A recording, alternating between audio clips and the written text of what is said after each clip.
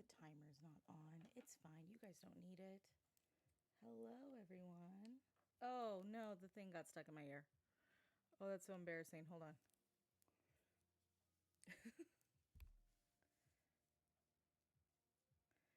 Don't worry. I'm just going to, for those that are watching on YouTube, because I'm also live on TikTok. Oh, I think my YouTube is talking back to me. I hate when it does that. Okay. Wait. I know how headphones work. Which way? Yep, there we go. There we go. Let me turn that down. Can you guys hear me? Is everyone good on YouTube? Can they hear me? Hi, guys. Hi, everyone on TikTok. Hello, hello. Let me change some settings around. There we go.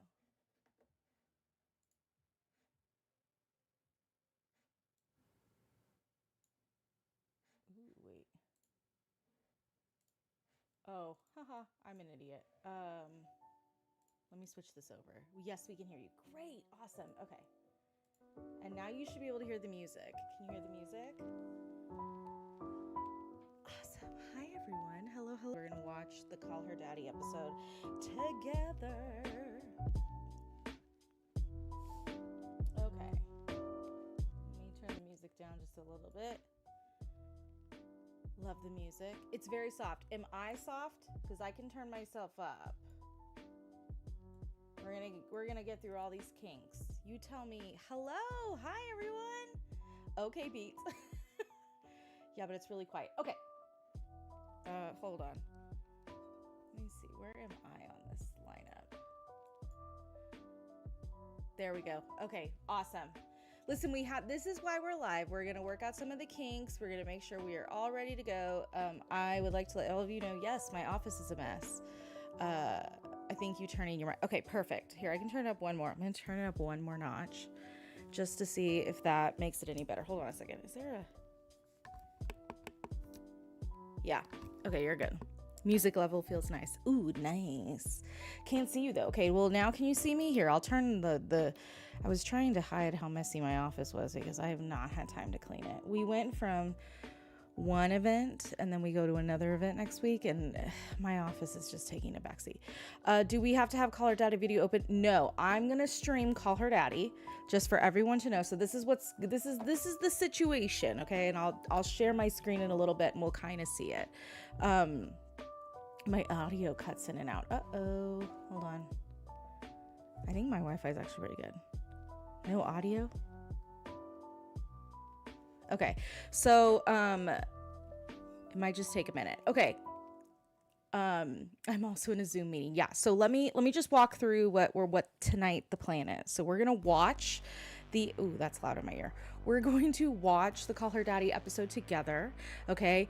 I'm going to do my best not to pause very often, but I am going to pause. I just want to let everyone know that. And that is just so that I am in compliance with YouTube because technically I can't just like stream a podcast and make no commentary because they would get mad at me. So I am going to pause every once in a while and I am going to give commentary, but I will try my best to not overtake. We will leave the end for like a full discussion and a breakdown and all that fun stuff. So I just want to let everyone know that's kind of the plan, is that we're not going to do too many pauses. We're not going to do too many like conversational things. It's primarily going to be focused on the thing. Sound out. Is it cutting in and out? It shouldn't be. Let me see. Audio is back. Yeah, I was gonna say it's definitely showing up. I literally found out about this an hour ago. I'm shocked, right?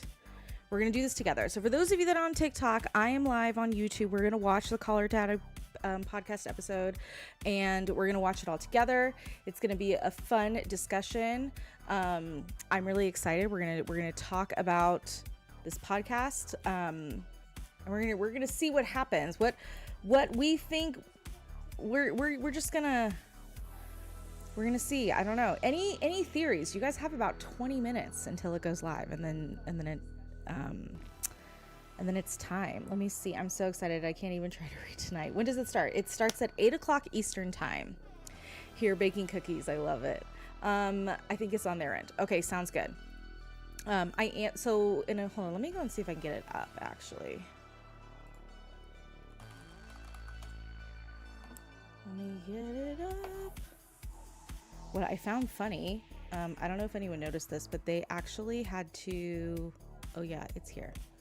They actually had to take down the oh my god, don't look at the comments. I'm already gonna close out. I'm just letting you guys know I'm already closing out the comments on Call Her Daddy because all it was freaking El Real, and I'm sorry. It's just, do we have any El Real shippers in the house actually? Wait, before I get on my like horse about El Real, do we have any El Real shippers in the house? It's okay if you are. I hope she puts the El Real theories to bed.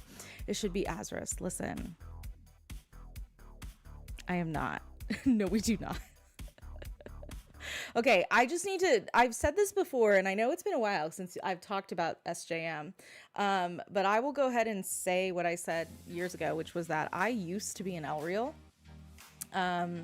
I was an El Real until Silver Flames came out, just because it, when you read Frost and Starlight, it kind of reads a little like, oh, wait, hold on a second.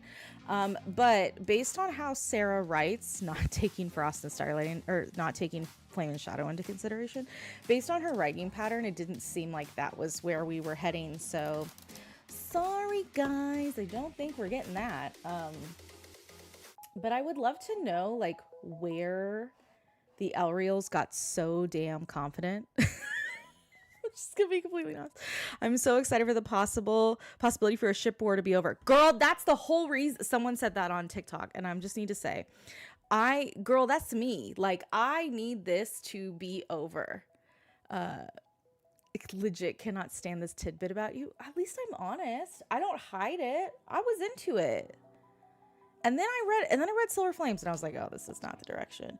She genuinely could have gone the route of putting Az and Lucian, or sorry, not Lucian, Az and Elaine together.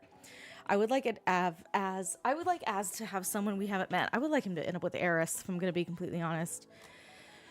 I feel the need. I need to feed my sourdough before it starts. I love it. I feel like 3 sisters and 3 brothers was too easy. I completely agree with you. I think it was too easy. I think they also want to see a rejected mating bond. Listen, I'm here for it. Love you too. Justice for Lucian. Babe, I'm like a Lucian stan through and through. Can I tell you, talking about Sarah J. Maas right now for like more than 5 seconds, my brain is kind of short-circuiting because I usually don't talk about Sarah J. Maas anymore. It's kind of weird. Does anyone else feel like that? Like, when was I mean, I bet you guys don't believe me. The last time I picked up a Sarah J. Maas book was Hofas? I picked it up to like grab little things to prove I was right, obviously, but that was a while ago. I think Elaine may have been the OG plan, but then Gwen came into the picture. That wouldn't surprise me. That's actually a really good point, honestly. Lucian, my heart, he's gonna ruin. Yeah, girl. This has reignited my love for the SJM books. Gwen is the okay. Is now a bad time? No, I'm not gonna do it, but I do wanna pitch. Another crossover author for you guys that I feel like I always pitch.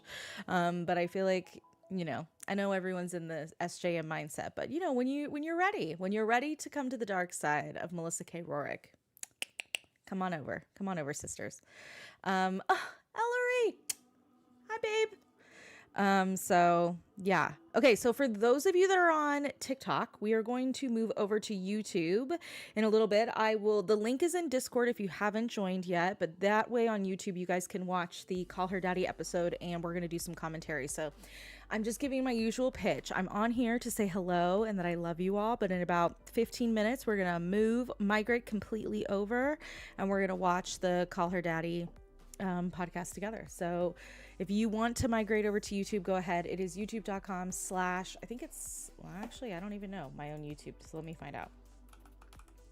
youtube.com/ @therealmsofsarah, and it is the realms plural of Sarah. So youtube.com/ @therealmsofsarah. You can see we are live now discussing We're going to have all this. I made the mistake of starting Aka Sif during midterms. I resonated with Nest. Ugh, girl, I feel that.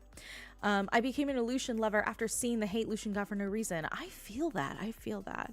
Unhinged theory of mine. Lucian's going to die in order for Elaine and Tamlin to happen if that's the end game. Listen, I wouldn't be mad. Hello, Kate. I personally... it's been so long since I've talked about any of this. This year feels like full of nostalgia reads. I get it. I totally get it. I don't know how I'm going to feel about this book, or books, I should say, because it looks like there might be multiple announcements tonight, if I'm going to be honest. And I don't know how to feel about it. Hello. Hi, Sandra. I feel like I'm going to be emotional. I mean, we all know where my heart truly lies. It's not like I keep it a secret. It lies in Throne of Glass, and it lies with Aelin and all of them. And so, I'm really excited. I can tell you that, I might have known a little bit that this was coming. And so, I am excited to share that we are going to do a ACOTAR reread this summer. So if anyone wants to join, we're going to have it in Discord. As soon as we know the date for the next ACOTAR book, we're going to officially let you guys know. And we're going to make it really casual. It's not going to be like we've done in the past where there are these long Zooms. You guys can go back and watch those. There's plenty of footage of that. But we're going to do some like casual Zoom conversations where we all just can revisit these ACOTAR books that we love so much. And so if anyone wants to join the Discord, it is linked on YouTube in the description. So make sure you do join. We would love to have you, and we would love to have you around. I think it is safe to say that we are probably the safest place on the internet when it comes to Sarah J. Maas, meaning spoilers for new releases. Y'all have no idea how good the Realm like team is. We are like, we got this on lock. Like we are so we are so in it. You know, the Spiral channel is going to be out of control. So true. Our Spiral channel, we think Alex Cooper was in there this whole time. I swear. I was talking to my BFF on the phone earlier. She said let's super unhinge as in Lucian. I'm here for it. Yes, it's been 2 years since I read The Last is So Perfect. Took me through that tandem read. Yeah, for real. That tandem read is so worth it. I'm just, as someone who didn't do the tandem read, I wish I did. I really do. So I'm glad that there's still people. I still get emails daily of people who like click the reading the resource guide on the website. I think it's really cool. I didn't get Hosab spoiled for 2 years in the Discord. Man, listen, we don't mess around. We don't mess around with spoilers. We have, I truly think we are like the safest place when it comes to spoilers. Like it is, I'm very proud of that fact, and very, very probably overly proud of it. But we are definitely one of the safest spots on the internet when it comes to Sarah J. Maas spoilers. I have an incredible court and an incredible cadre, which are my moderators, and they will literally dig. I mean, when I tell you they knew what happened in Hofast by every day translating House of Flame and Shadow from Spanish to English, I'm not kidding. They actually kept it from me, which is so funny. Like they knew so many spoilers and they kept everything from me, which I think is hilarious. I did the tandem audio. It was a journey. Oh, that does sound like a journey, truly. When is the reread again? I'm so excited. I just need dates to plan my books around. I think it's going to be over the summer. We're just going to confirm the release date of the next SJM book, and then we will let everyone know. I think the plan is we'll do like a book a month, and then we'll save Frost and Starlight for probably when we do Akabor. We'll do Frost and Starlight. Or I always love to do Akabor or Frost and Starlight during the holidays, if I'm going to be honest. So we might do that. Yeah, I forgot I did. Alex, you did do that. You kept them. The first fun fact, the first thing they did, I know this now. The first thing they did was they searched Aylin's name because they knew that I would be digging for it. Okay, I'm new here. What's the Discord community? You're welcome to join it. I should probably actually update my link on. If you go to my link tree on Instagram, it's on there. It's at the Realms of Sarah on Instagram. I will update my link tree today on my TikTok profile, but it is Discord. So yeah, does that mean we're not getting it this year, bestie?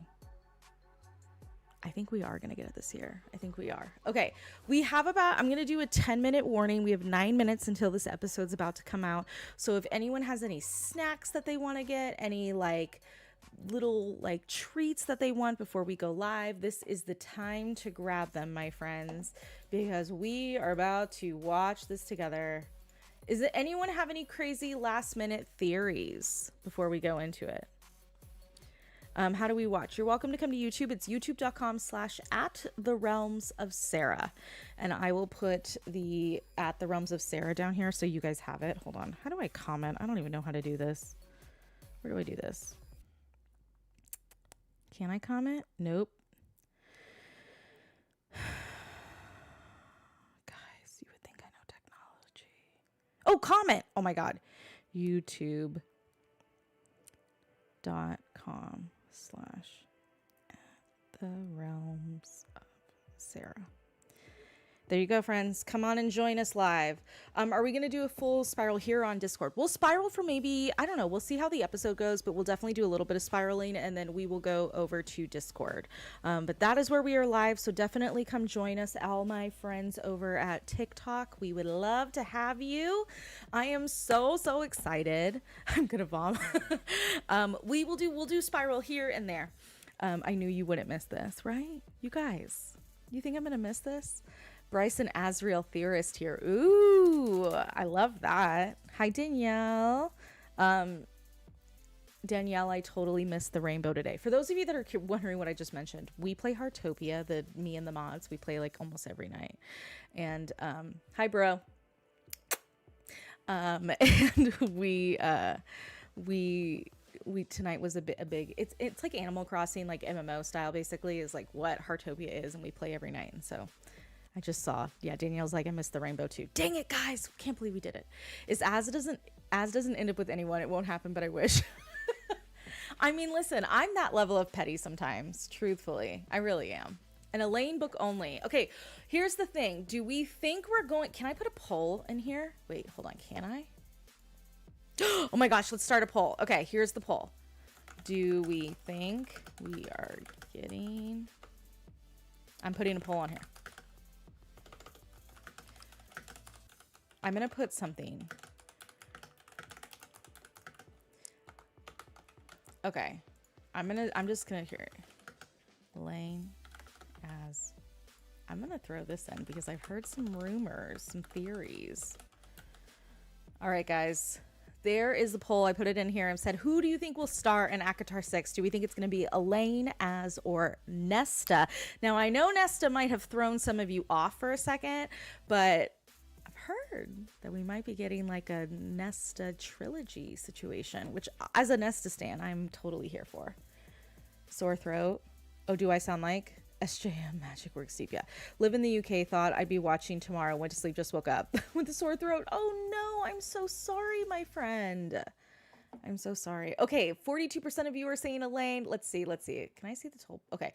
I have, oh, it is even. You guys think Elaine? Oh, wait, Az is taking the lead. I got 20% for Nesta. Let's see how it goes. Okay, friends, I'm going to go ahead and start moving my screen over so we are ready. Let me move you guys here so I can read the comments. I'm going to put you there. I'm going to put you there. That works for me. Okay, I'll put split screen. Okay, now let me go ahead and get, oh, let me move this tab so you guys don't see my flight plans, but I still need a book. Okay. All right, we are just waiting. Let's see. It's not even letting me click anything, so we're just going to let it sit for a second right now, but it says it's going to start in about 3 minutes. No, Nesta, I'm sorry, guys, but you already got your whole book. We need to know what's up with Elaine and Lucian over Az. I'm here for it. I'd rather chew nails than see Az end up with Elaine or Gwen. Ooh, okay. Oh my God, Nesta, because of Hofas. Listen, friends, I don't know. Someone else said we need more as. The poll is in. Oh, what about more? God, guys, I already forgot about more. More wasn't even in Silver Flames. I always forget. This is my struggle. Okay, hold on. I definitely think Nesta had her book now, and she will now be a part of the inner circle, but not the main story. Let's go. Okay, guys, just so you know, my other screen, I'm just watching. I'm just waiting for it to officially start, and then I will call you guys over. Here, actually, wait, let me just go ahead and do that.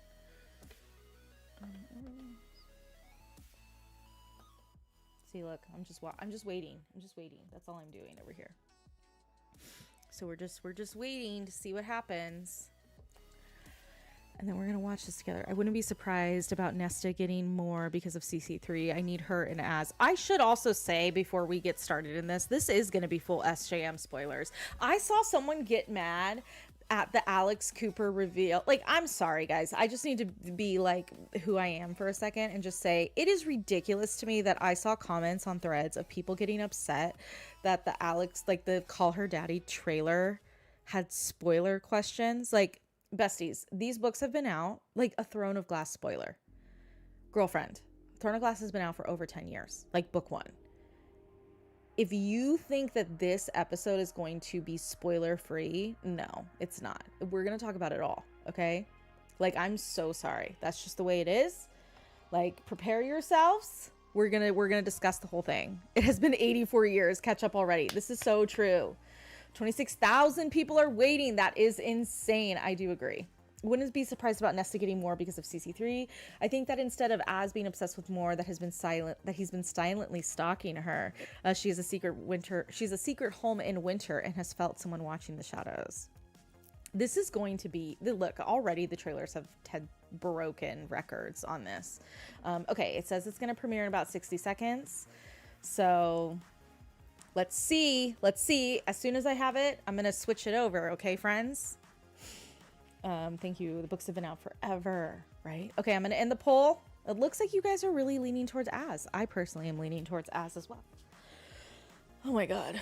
Okay, I'm going to close the comments for Call Her Daddy because I don't think any of us want to see that. So by that, I mean the actual internet's opinions. Okay, for those of you that are on TikTok, come on, join us over at YouTube, youtube.com/@therealmsofsarah. Join us. It says the premiere will begin shortly, so we're just waiting. Girl, someone was just in Alex's chat on Call Her Daddy saying they've only read 3 books of the SJM world. Bestie, get out of this conversation. This could be bigger than the Taylor Swift podcast. I don't know if I'd go that far, but I do think it's going to be pretty big. Like, it's going to have spoilers. Also, it seemed like Miss Cooper, the father, if you guys don't know, that's what she calls herself on Call Her Daddy. I, years ago, did a huge deep dive on Call Her Daddy, so I actually know a little bit about Alex Cooper and how Call Her Daddy got started, and it's actually really cool. It's a really, really cool story. But, okay, I'm going to refresh again. Let's see. It says it's going to premiere shortly. I'm just waiting. So, okay. Yeah, no, this is gonna be full spoilers. It's gonna be full spoilers, everyone. I just need you to know. Okay, it's 7 o'clock. Here we go. All right. I'm gonna switch everything over for you guys. Hold on one second.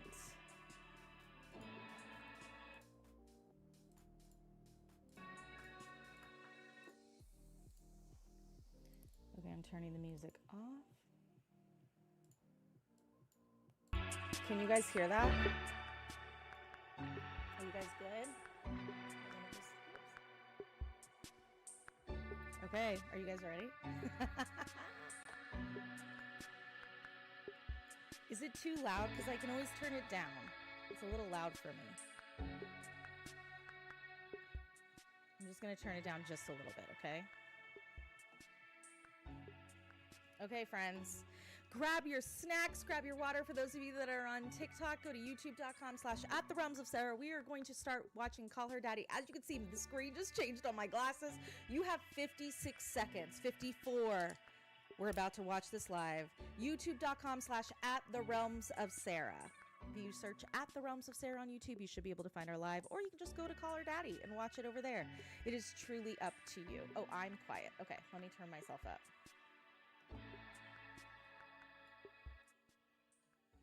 Is that better? Is that better? Yes. Okay, cool. All right, friends. We're getting ready. We got 20 seconds. I'm so nervous I'm about to throw up. Oh my God, you guys are killing me. I just spilled all that water on my shirt. Can we turn the chat off? Yes. Thank you for reminding me. We don't want to see that shit. Okay.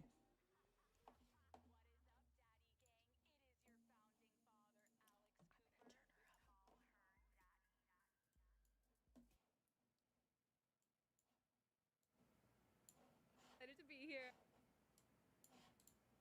Uh-oh. I have never had more people asking me, okay, so like if I buy my own plane ticket, could I just fly in and like sit in the corner and just like maybe meet her? And I'm like, stop it, guys. No, never had more people. Same with you. My friends who like don't give a shit like what I do for a living, suddenly they hear I'm coming here and they're like, oh, like I could be your assistant for the day. And like, have I told you how much I love you? And I'm like, I wish you guys could come, but at the same time, No. We're like merging our you've two worlds. You've made me cool to my friends who usually only see me in my like ugly casual clothes. That's our dress code, ugly casual. I am honored that you're here. I also want to give everyone. Is the sound good? I just want to make sure.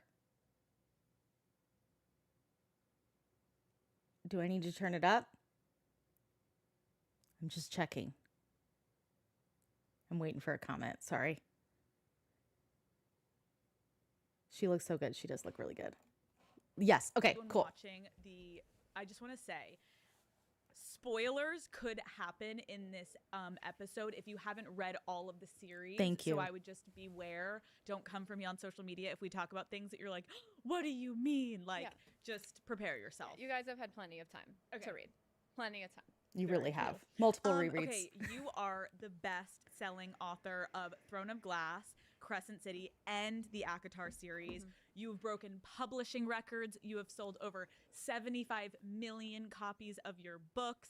And I am such a huge fan, and I'm so excited to sit down with you today. Thank you. Welcome to Los Angeles. Thank you. What are you in LA for?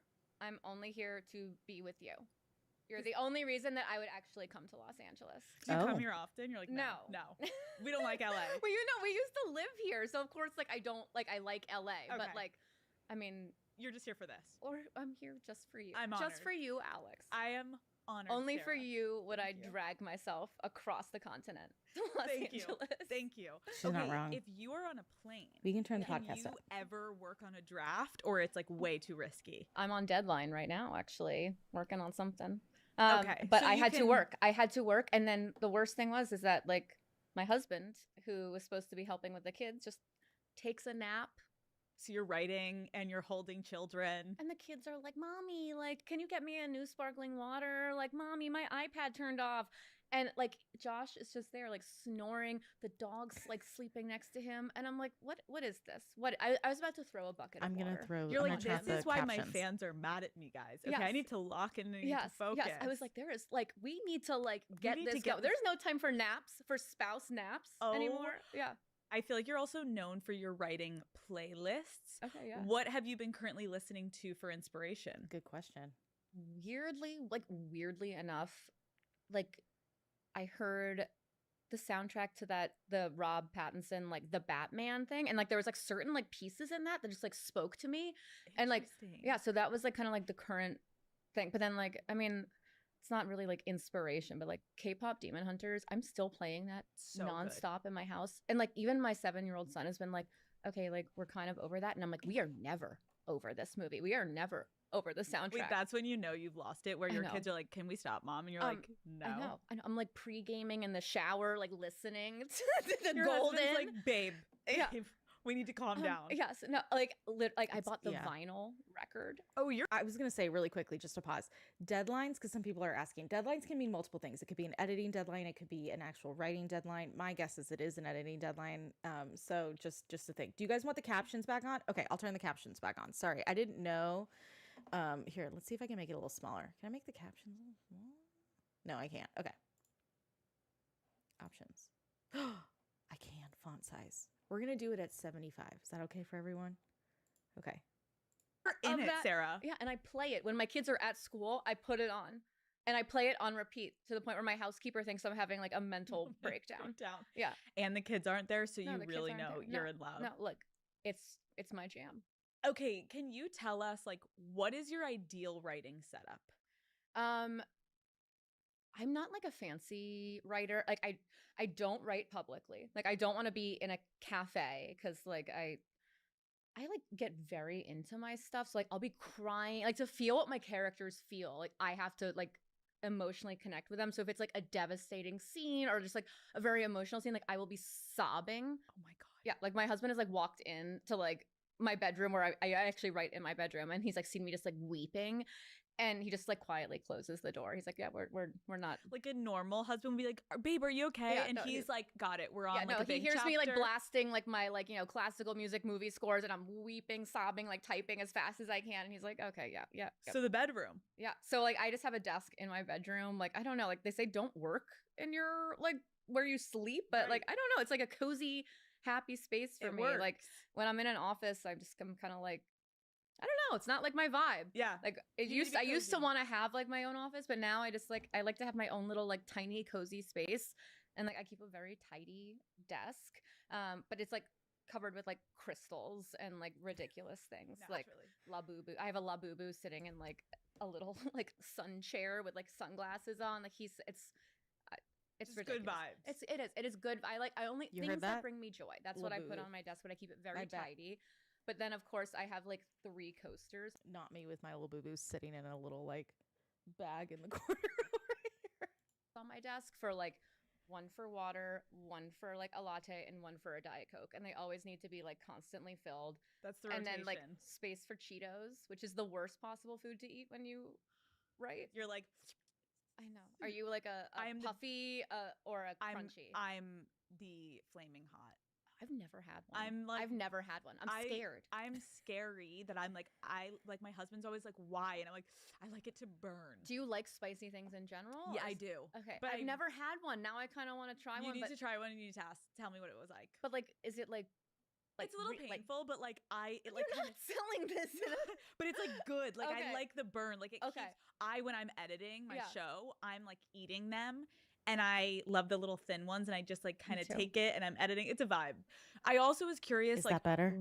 if you do go out in public and Yeah. you do ever see fans, like Yeah. what is the most common thing that people ask you when they run into you? People usually don't like ask me things. It's more like they just want to express like what the books have meant to them. So usually that makes me cry.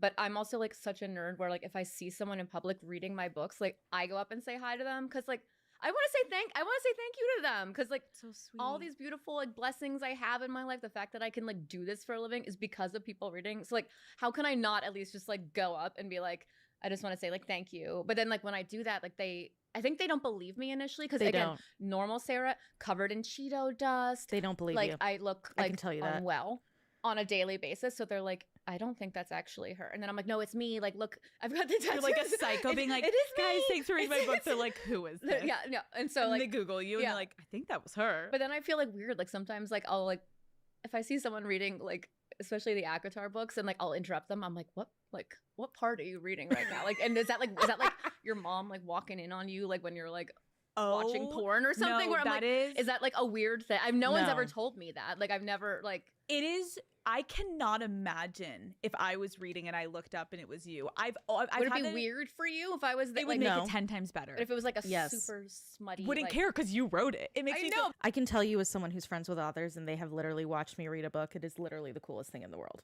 But like it wouldn't like be like weird for like No, I feel like I've walked into moments where someone was listening to one of my episodes that Yeah. was like a more sexual one, Yeah. and they're like, I'm listening to you right now. And I do the same thing where I'm like, which one? And then it's like a bonding moment. Yeah. And it's between the girlies. Yes. Yeah. Okay. It is. There are obviously so many celebrities who absolutely love you and your books. Which celebrity fan has left you the most starstruck?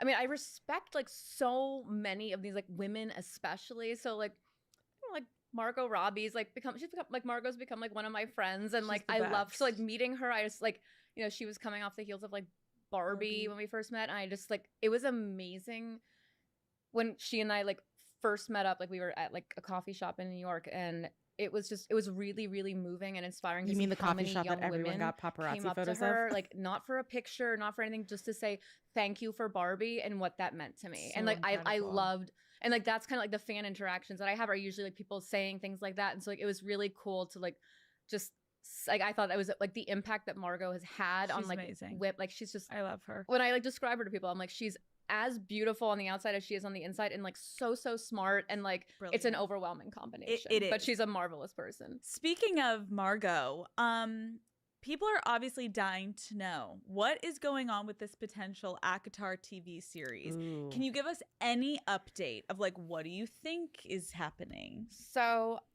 I have the rights back to everything now, and getting the rights back to all my things has been a big part of my journey in recent years that like maybe at some point soon I will like talk more about.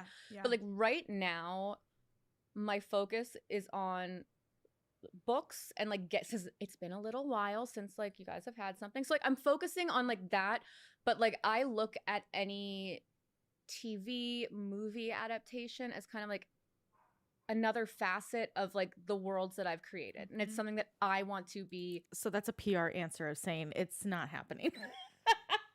I just need everyone to realize that. In charge of. Like I want to be figuring out, like I want to be learning everything that I can. I'm like a type A like control freak a little bit, but like I want to know like everything about how it gets made, not because of that control, but just because I love movies, I love TV. Like I want to like be a part of that, and I want to see everything adapted the way I envision it and the way like I know fans want it. And like I don't ever want to hear like, oh, we need to change this to appeal to like XYZ's demographic. I'm like, no, that's not how you make art. That's not how I create my stories. So like when I do it, like it's gonna be like You're gonna do it. me, and I will like dedicate like everything that I have to like making it right. But like it will be like I will be in there like, you know, looking at like all the design, but also like what does it sound like, because music plays such a big part. Like so like I'm not just gonna like, the music is gonna have to be like a huge project. You'll have to have Um, understandably your hands on every single part of Yes. it, because it's in your brain. Like you created this world, so to give it over to anyone else would be No, a like I view it as disservice. like my legacy in a way, where I'm like, I put my books out into the world. That's like one way that the fans are like interacting and seeing these characters, but like the physical version of that like needs to be aligned. It can't just be like someone's take on that. I'm like, no, this is It's like- it's yours. Yeah. Have you seen the fans who have created like the AI world of my like God, the no. spring court Oh and my like God. it's No, I have not. I need to show you after. I Is it literally- cool? It is so incredible, and I'll be on TikTok watching, and I'm like, honestly, they made Resand look like, I'm like, how are you gonna actually find a normal human being that looks like this? I know. I sometimes like that's part of my problem. It's just like Casting. I don't, yeah. And I'm not gonna like settle for someone because I'm like being pushed. I'm like, No. I need to find the perfect person and take however long it takes Yep. to find them. I have yet to find my perfect Reese. I don't really have like anyone in like, that's the thing. I have not found anyone. So I'm like, I can't like be forced to like No. pick someone. It's gonna happen when it's gonna happen. It needs to be organic. It needs to be like some. Okay, I just need to say, as a book reader, which I know the comments, I told you guys I was going to pause it every once in a while. This is just out of respect for you too, okay? I just need to make that clear. I think that's actually a positive thing. I think she wants what we want. We don't want someone to come in and be like, well, demographic wise, you should be casting this. Like that's a good. This is a good thing. This is her being assertive and confident and knowing what she wants, and I'm okay with Thing that. that comes from me. Yes. And love it's like it. something that I'm proud of, you know. Okay, let's go back, Yeah. because to anyone who isn't familiar with your full story, so your relationship with writing kind of started as a teenager, but there was a moment in 7th grade where you stopped reading because it wasn't cool anymore. What was it that made you feel that way? Okay. First of all, we read the most boring fucking books. She's That right. like, and I was a big reader. Like, I loved reading as a kid. I loved fairy tales. I loved all of that. Like, like all the Babysitters Club, the Boxcar Children, but we weren't reading that in school. Right. And like, yes, we were exposed to like great writing, but it was so boring for me, to be like quite honest. Yep. Like, just at that age, that like I was like, I'm done. I'm done with it. And what were you like in middle school? I was cool. I've like been through eras of my life. I'm turning 40 like very soon, and I'm having like a big girls weekend, or it's actually more like a week. I got a week out of everyone in the Bahamas, and the theme is Sarah's eras. And Okay, can you take us through those eras? so this is because there have been so many versions of me. So middle school, Sarah was like all into like nails, makeup, like Backstreet Boys versus NSYNC versus Spice Girls. I was Spice Girls all the way, always. Obviously. Always. But then I kind of had like this secret life in middle school where like every day I would like run home from school. Like I would chat with my friends and then like bolt down the streets of New York City to get home in time to watch Sailor Moon on like Cartoon Network every afternoon. Oh my God. And so like Popular Girl was a like anime freak, like obsessed with like Sailor Moon, like all this anime. And then like around 7th grade, I also got into like reading fantasy. Like I figured out like, okay, like there are books that I do like to read that like are like fairy tales and like, but for like grown-ups in a way. So like fantasy became a whole thing. So I was like hanging out with my friends, going to the bar and bat mitzvahs, like dirty dancing on the floor, and then like going home and like taping episodes of Sailor Moon on my VHS recorder. So it all kind of started in middle school where you were like, interesting. yes. I don't like the books in school, but I like these books that I found in this like fantasy world. Yes. And you started to kind of have an appetite for it. Yes. And then like around the same time, I realized like I didn't just want to read it. Like I wanted to write that kind of thing and come up with my own like adventures. Well, that's what's so crazy is when I was researching, I'm like, you started writing Throne of Glass at 16 years old. Okay, so when I started writing Throne of Glass, I was in my emo Lord of the Rings phase, Sarah. Shocking. Legolas. I still have my cardboard cutout of Legolas, and like Josh is weirdly threatened by him. Like he doesn't like to see him because like there's all these like stains around Legolas's mouth from like where like I used to like make out with him. Like Sarah, this is iconic. It's the worst and the best thing because I didn't. And you guys wonder why Rowan is the way he is. Go on a single date in high school. Legolas was my boyfriend. My 7-year-old, I told my 7-year-old son that once when he was younger, and he literally believes me to the point where we were watching the Lord of the Rings once, and he's like, "Hey mom, look, it's your boyfriend." You're like, yeah, that is. Yeah, and I was like, I know. I was like, can you believe I left him for daddy? Oh. So sad. And he's like, "Oh mom," to the point where like even now, like again, I don't really get starstruck, but like even now, if I saw Orlando Bloom, I would piss my pants, shit my pants, vomit on myself, like ovulate, like everything would happen all at once. I wouldn't like I would cry. I don't know. Every bodily fluid would just come spraying out of me. I would not be okay. Okay, but this all makes sense though, Sarah, because like I was so curious. I'm like 16 years old. You start writing Throne of Glass, and I know that you like kind of trashed it eventually and rewrote the whole thing. Yeah. But still, to be 16 years old and have the wherewithal to create such a large, incredible world in your head and be able to pen to paper that is really incredible. Well, like, so middle school Sarah was like cool, had a lot of friends. High school, I went to a different high school where I had to start all over again. And like high school Sarah didn't have many friends and like was not very happy, hence the emo Sarah. Like, I mean, full on like studded belt, the like plastic bands, God. And like I was that kid that like had my headphones on like in the hall of school, like probably like very like just feeling like a fish out of water there because like I went to a very like posh Upper East Side high school and like I was not like a lot of the other kids. And so with my books and stuff, like I knew I wanted to write. I got like the idea for Throne of Glass and I wanted to write that as an actual story, but then the timing of it was like just perfect where like I was in a place in my life where like I just needed like an escape from school and life sometimes, and like closing my door to my bedroom and like turning on like my like it was like one of those square iMac computers. Yep. Like I used like floppy disks for the first few drafts of Throne of Glass.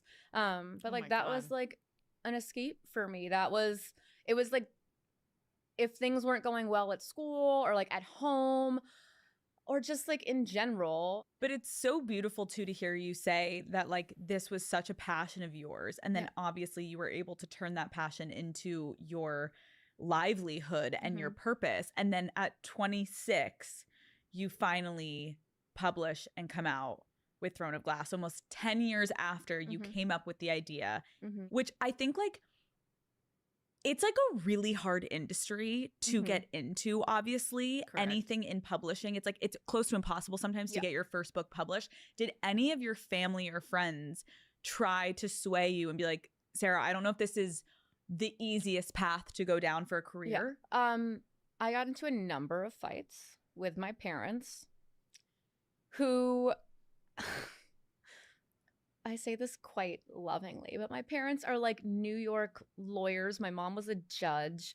Like they're intellectual, again, lovingly, snobs. They, read the New York Times front to back every day. But like and my dad still insists on reading a physical newspaper. So you're my different parents from are, your parents. So I am very different. Whereas like I'm like page 6, baby. Like I'm like tell me all the hot goss. Like I need to know everything.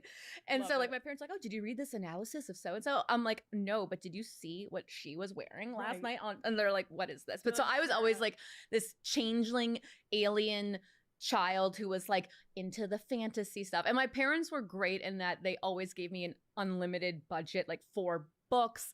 They gave me the space to write. Like, they let me just go lock myself in my room for hours and work. But like once like college was kind of like wrapping up, like they're like, so what are you gonna do? And I'm like, I'm gonna be a writer. And they're like, well, most people can't get a book deal. And like my parents had friends who like, were either like lawyers in the literary world or like literary agents, and they were like, it's impossible. Like you're not gonna get it. Like, and fantasy wasn't even like fantasy comes in cycles where like sometimes it's huge and then it quiets down. So like we were in like a dystopia phase. Like it was like the Hunger Games was kind of like starting to become like insane around then. So Sorry, I am going to pause this because she's correct, because I have the arc of Throne of Glass behind me and it literally talks about Hunger Games. Continue. parents were like you're publishing this, like you want to publish this epic fantasy thing, like, and who's paying for this? And you want to go move out with your boyfriend to Los Angeles and get a car and like all, like you need to. So I actually considered like doing like an MFA thing just to like buy myself more time. But I went to one like interview with like a director of an MFA program. And when she heard that I write fantasy, she literally went like that, like an actual like sound. And you were like, bye. I was like, we're done here. I was like, I'll sign a copy of my book for you one day. And I walked out and I was like, I'm not doing that. I don't need anybody to teach me what I've taught myself. Like I was a creative writing major in college, but like it was a very fun major to have, but it was useless for me because all the classes were geared towards writing short stories, poetry. And so like senior thesis time came around and I was like, I want to write a book. Like, and I also like want you to spend some time in our like seminar talking about like, how do you get published? Like, how do you get an agent? How do you get published? And like, it was like, it wasn't even it was like, I was the first person who would ever ask that. And I was like, I don't want to write short stories. I tried to argue with my advisor that I didn't have to take poetry because I would never write a word of poetry in my life. I was like, I can swear to you here and now I'm writing fantasy books. I was like in the office, like 21 years old. I was like, I am writing fantasy books and I will never fucking write a poem. So exempt me from this class. And he was like, no, like, you have to take it. Works, babe. You have to take it. And like, I'm terrible. There's like a mathematical component to poetry, like the meter and the rhythm and all that stuff that like Josh had to help. Josh was a math major and he had to help me with my homework where you'd like diagram out. And I was like, I don't understand. Call Her Daddy is brought to you by Target. Daddy Gang, spring. Okay, I'm just going to mute while we're doing this commercial ad. So what do we think so far, guys? So this is kind of how Call Her Daddy does it, just so everyone is aware. They kind of they go in this wave of like, we have to get to the she's gonna get to the questions, don't worry. But also, like, I mean, I hate to say it, I knew a lot of this. Did anyone else not know this? This is fun information about her. It's actually really interesting to learn some of the thoughts. She comes off so relatable. She does. She really does. I love her attitude and seeing her be herself. I also think it's appropriate for her to have this attitude because she is very successful. So, like, let her stand on her own and be successful and do all these things. Like, I'm a big fan of that, truthfully. Love this kind of information, right? I know this is what we were talking about, guys. Okay, we're just gonna, let's see, can I fast forward? All right. Oh, I'm gonna go back. Okay, ready? We need to talk about these 3 series. So when I was talking to my friends about it, I think something that is quite literally the most mind-blowing thing that you have been able to do, and a lot of people are so perplexed by how you've done it, is all of your series converge in some way or another. But that must take years of planning. So can you try to explain to me how you have been able to have the foresight that all 3 of these giant series somehow overlap? I'm waiting for this. I don't actually know how I have the brain capacity for this because, like, on a daily basis, I'm like barely functioning. But I don't, I mean, like, because I started writing so young, I was able to like figure out these worlds, these characters. And when I was trying to get published initially, like, I had a lot of downtime, like, while like waiting for like agents to respond, publishers to respond. And like, writing's the thing that I love the most. So like, I was always writing. So like, during that waiting time when I was trying to get Throne of Glass published, ACOTAR came out of me. The first 2 books of ACOTAR like poured out of me in 2008, 2009, like whenever around then, like in like a 2-month span. The first book is very similar to what came out of me. I wound up rewriting Mist and Fury. The ultimate like direction of it was of course the same, but like I've been, and then Crescent City was like a passion project for many years that I would write kind of to, this sounds cuckoo crazy, but like I would reach the end of a day having like edited like Throne of Glass or ACOTAR, and like I just was like done with those worlds, and I wanted to go like play. And like at the time like there was not as much cursing in like my earlier books, so I was like, I just want to write like fucking shit and damn it all the time, like, and so Crescent City just started as something I didn't not have any intention of publishing it, and it was just on the side. And then as I was writing that, I was like, oh, and like so I had all this time very early on in my career, even before my career really took off, to like have a vision of what I wanted to do. Do you have like a map in your house to like be like, okay, this world? No. It's all in my head. That is shocking to me. I mean, like I have notebooks where I write things down, but like the overarching like vision of it is all I wish here. I could live in your head for a day. That is crazy. All you would hear is just Cheetos and Diet Coke on repeat. And all these worlds bouncing back and forth. Yeah, no, I mean, like it's like, it's very strange to have like all of that in your head, because like and it's almost like a separate thing where like I have like 2 kids now, so like on a daily basis I'm like, okay, like what am I making them for dinner that's not like boxed mac and cheese? And then like I like switch between these modes where suddenly like I'll be able to put that away when they're at school, and then like the worlds expand again and I'm living in them. It's like a muscle you have to flex when you get to sit back down. Yeah, but then also like I sometimes like go back, especially with like the music that's inspired like some of the scenes and like the books, and just like I will listen to the music that inspired those scenes and relive those scenes, and like sometimes just like cry, or just like and I don't even read what's in there, I just like relive that moment of like where clarity where I saw it. And so sometimes in reflecting and going back, I'm able to think like, you know, like that moment really struck me and like stood out to me, like how can we pull that through in the future? And then like, but then sometimes I'm thinking like books ahead where like I'll write like one little line and be like, like this will come back. And like, but then sometimes things line up too in like a really like cosmic psychic way where I mean, I have like crystals all over my desk. So I'm like, am I channeling like something that's happening in like like another universe? And I'm just like writing it down because it all lines up perfectly. Yes. Like sometimes where I like, there was something recently where like it lined up, like I had not planned it, but it was like my subconscious or like some like human wide psychic thing. Like I had tapped into it. It was like slow pitch over the plate for me to still like, it was there. It was there. And I jumped out of my seat and like shut my computer and I was like, no, like we're done here. We're done. This is like too perfect. Like this is planned. This like, I was like, this came from not me. And I don't say that from like an egotist. I just literally, I'm like, this worked like, out it worked out like almost to like a like supernatural level. This makes me so happy as a fan because I'm like, I was wondering, I'm like, how does this all go down? But now I want to talk about some of your female characters because I genuinely believe in the past, I do think that fantasy, and I think everyone knows this, like fantasy and that world was more dominated by male authors, obviously. Yeah. And then you came into the game and I think people really gravitate towards your work because of these really strong, independent, complex women that you are creating in these worlds. One of your most beloved female characters in Throne of Glass is Aelin. What did you want to communicate through her evolution? Aelin came out of me. And like there was no planned evolution. Aelin, in some ways, her journey mirrored so much of me growing up, growing into like I poured a lot. Like she's not me in any way, but like there was a journey, like a mirror journey there.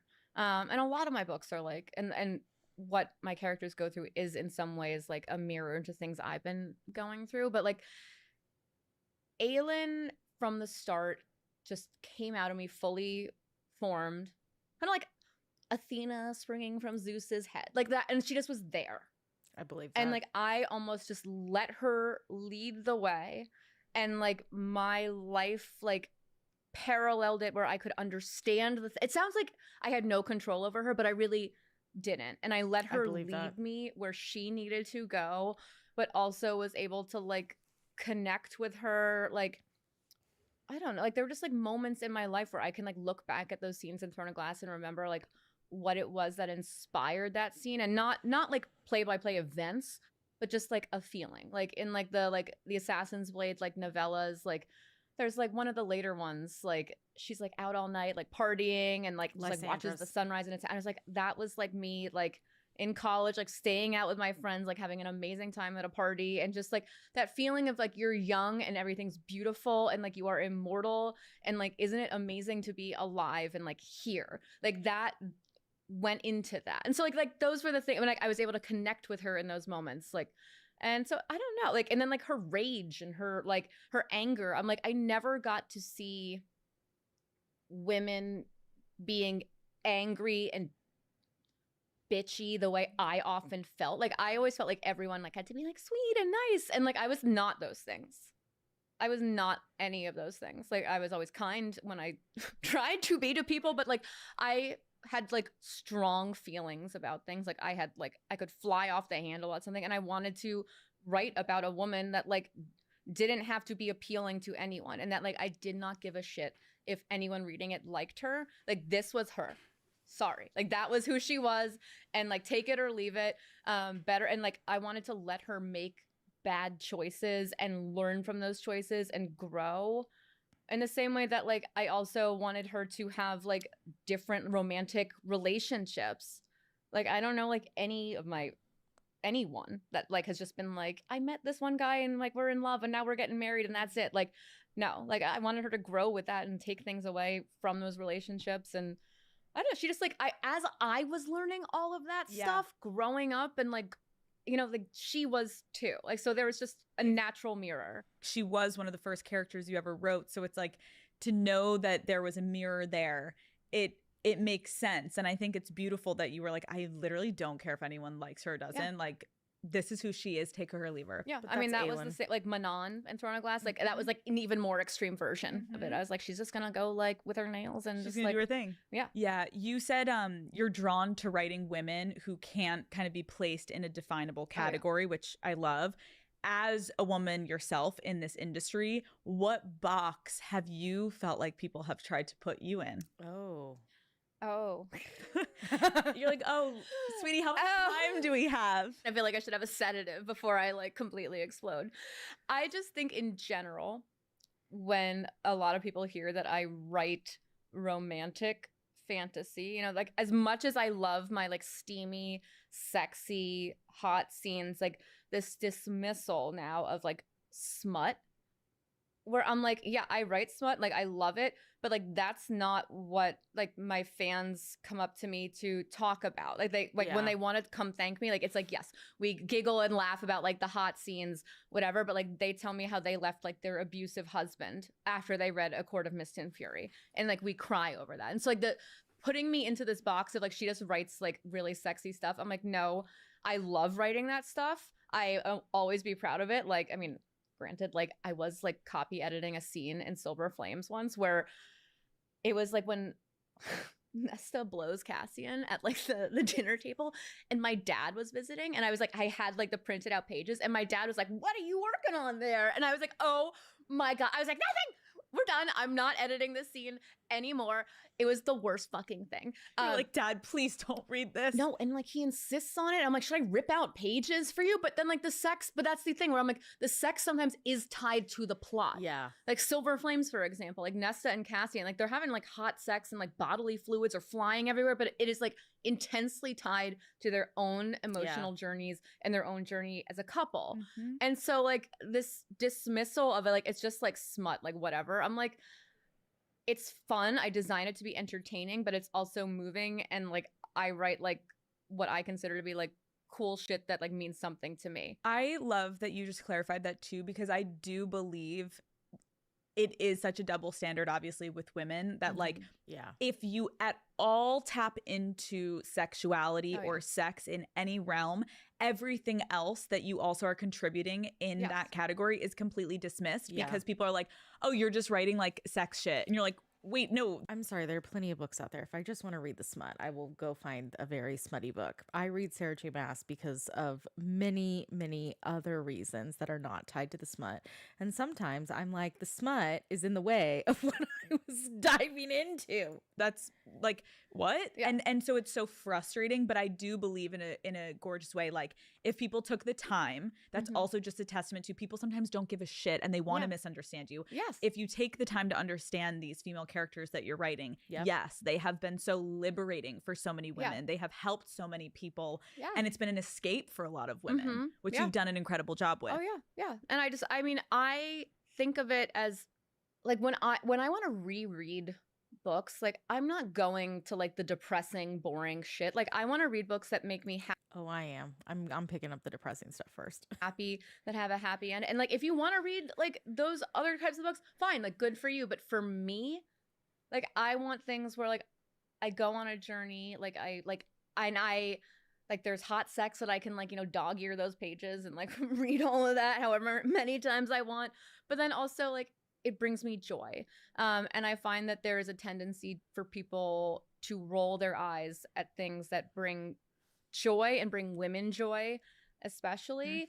And it pisses me the fuck off constantly. Yes. And I get like you were saying, like anytime like a woman, let's say she writes something and there's like even a little hint of sex that's not like fade to black or like, you know, very like artistically mentioned, it's like suddenly it devalues the work.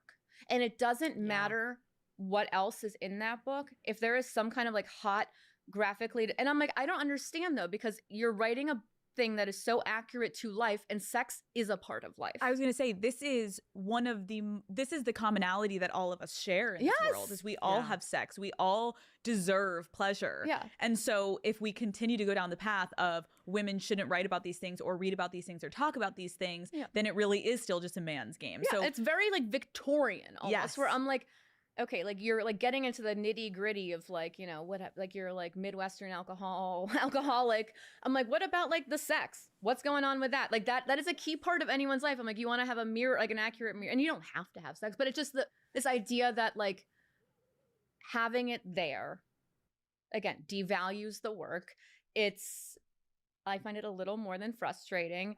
But then it's also like anything related to women. Like I get like watching like Lord of the Rings or like reading that like as a kid, like all these fantasy books, like with all these guys in them. There's like no women. Well, I would think like okay, like if I was there, like me and Legolas are running through the Mirkwood together, because I totally marry Legolas in my mind. Obviously, Sarah. Yes, Obviously. yes. I'll give you that one. Thank you very much. That's my number one fantasy. But like I'm going on an epic fantasy quest in my mind. Like I'm like in Mordor. I get my fucking period. What do I do? And like, I want to write about that shit. I'm like, that's like, I mean, it's not only like funny to me, but it's also like, this is a reality. This It's is like our life. Like, I'm like, and so like in my books, I'm like, I want to write about things that like, you know, the sex, the like, you know, the real stuff. like the real stuff where I'm like, what if you got your period when you were climbing the slopes of Mount Doom? What would you do? Like, are you free bleeding? Like, are you like, do you have cramps? Sarah J. Maas is getting the hard-hitting facts. I just want to know, and maybe some people don't want to know those things, but I like, I do such a deep dive into the worlds, into these characters that I'm thinking of like bathroom breaks. When was their last period? Like all of that. I think it's so obvious though that although we always hear the negatives, there's such clearly an appetite for what you've done. I also love how you talk about the real stuff, because speaking of the real stuff, obviously, yes, your books are fiction, but like you are hitting very real, honest topics that you can kind of extract what you want to take from each. And I think there was a lot of online discourse around Feyre's pregnancy in A Court of Silver Flames, because I think a lot of people were frustrated, right? That she didn't have control or understanding of what was happening to her body, and her partner did, which we'll get to. But can you talk a little bit about why you chose to write her story that way? I love my children. I am fucking obsessed with my kids. I hated being pregnant. I hated it. It was traumatic for me every step of the way, starting with like when I was first pregnant with my son, and I was told by like this asshole of a nurse, like, okay, this is your weight and you can only gain this much weight while you're pregnant. And like, as someone who's had like a history with like disordered eating and stuff, like being told like you're only allowed to gain between this much, like here and here, like this is all you can gain during pregnancy.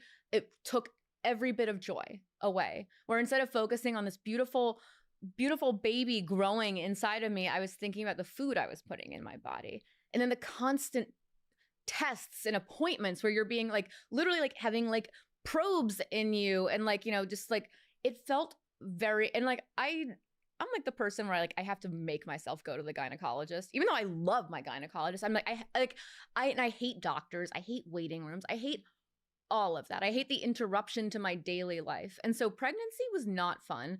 And then my son was born in an emergency C-section 2 weeks late.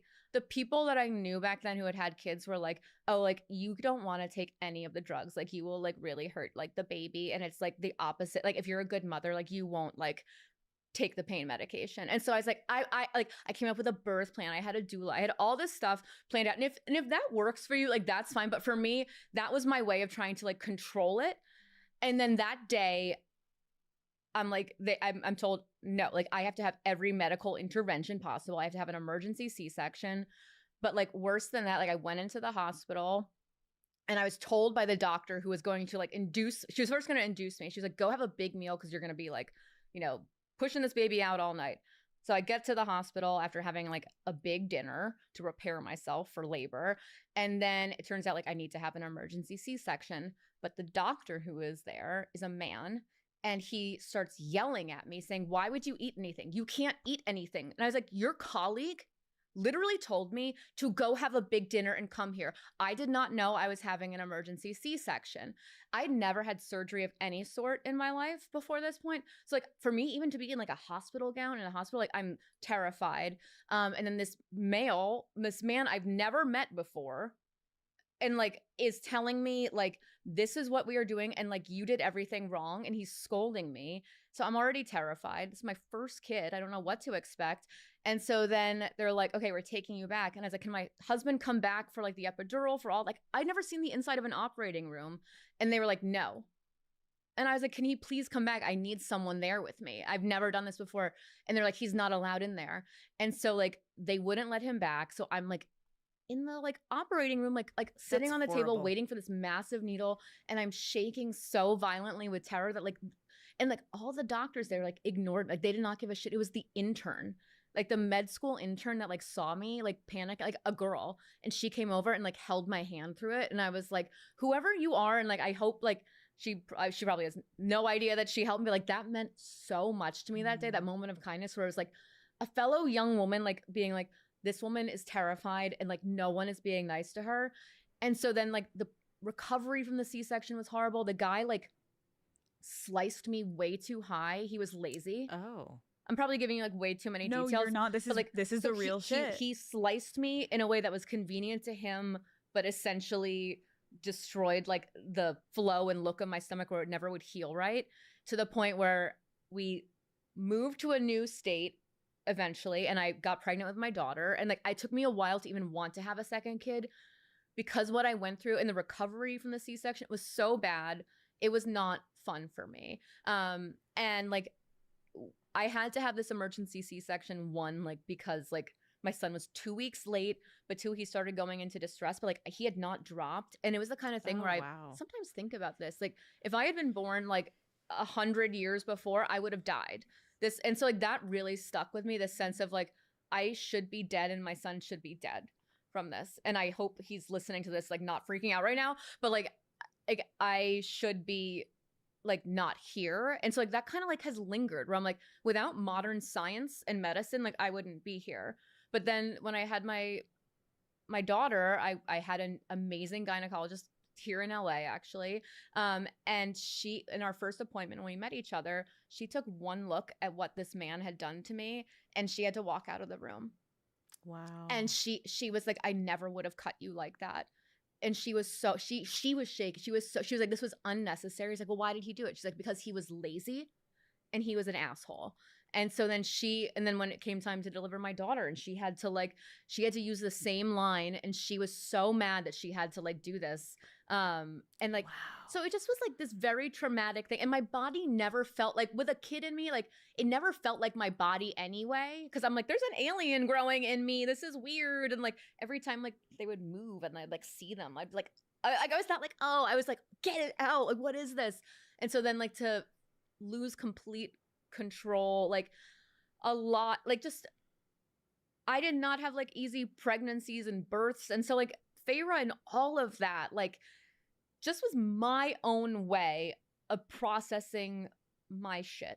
Wow. And like again, like it's not like I didn't die, I wasn't like dead like Feyre was, but like the fear, like Reese's fear, even that probably came from my fear and thinking about having another kid, and like just like all of that, that's the way where like the things I go through in life feed into my books, where like it wasn't a play-by-play of my pregnancy, and like obviously my kids don't have wings that are getting stuck in the birth canal, but like the fear, the trauma, like all of that, like the writing that book allowed me to get it out of my system in a way, and process it. That's crazy. Thank you for sharing that, because obviously I've read the book, and this gives so much more color to like the why, and it just made me think too, like we don't talk about how it is very risky. Yeah, and there's like like they're constantly doing tests. Like every ultrasound is terrifying because you want to make sure, is everything okay? Is there a heartbeat even? And you're like, and so there's joy in it, but there's fear constantly built into the stages of pregnancy. And like, and maybe some women do just have pure joy, but I found it to be very stressful, very scary. I just was constantly like worrying that something would go wrong. I mean, when I was pregnant with my daughter, I actually like broke my ankle and fell down the stairs. Yeah, I like took one step and like my ankle just like crunched, and then I fell down the stairs because my ankle like gave way, and I was like pretty heavily pregnant. I had to be like rushed to the hospital, and like they'd like check that the baby was okay, and then like I was traumatizing. Yeah, and it just was like a level of like freak out where everyone's like, oh my god, like the worst possible thing could happen, and it's happened. Like it was intense. It was. Were you nervous at all about the feedback of writing this into Feyre's? No, I mean, like the thing is like, again, with like the sex and the periods, I'm like, motherhood is a thing that so many women experience for better or worse. And it was something that I wanted to write about, where I didn't want like Farrah's journey shouldn't just end where it's like she's happily ever after and she's punching out kids. I'm like, no, like there's like a story to be told there. There are things that like will play out from that. And like motherhood doesn't need to be like glossed over. It doesn't need to be something that's like seen as weak. Like someone being in a loving relationship with a person and choosing to bring a new life into this world and to share their world and open up their hearts to someone, that's a beautiful thing. Like however you make a family, like that is a beautiful, wonderful thing. And it is not a weakness. And like I have become a stronger person because I'm a mother. Like I learned how to stand up for myself becoming a mom more than I ever did before I had kids. And I realized like who I am now, not just being a mom, but the things I have learned as a mom. Like I realize like they're like the biggest badasses in the world. And like I have learned more from being a mom than I ever did. And I think that's a strength and a wisdom that like should be shared. It is. And it's like beautiful that you did. I also remember, and I don't know if you can say if it was related to that, but you've said before that you were going through some mental health struggles while writing A Court of Silver Flames. And in the book, obviously, we see Nesta working through some of her trauma and trying to overcome it. Like, in what ways did your life at the time mirror or influence each other in that writing process?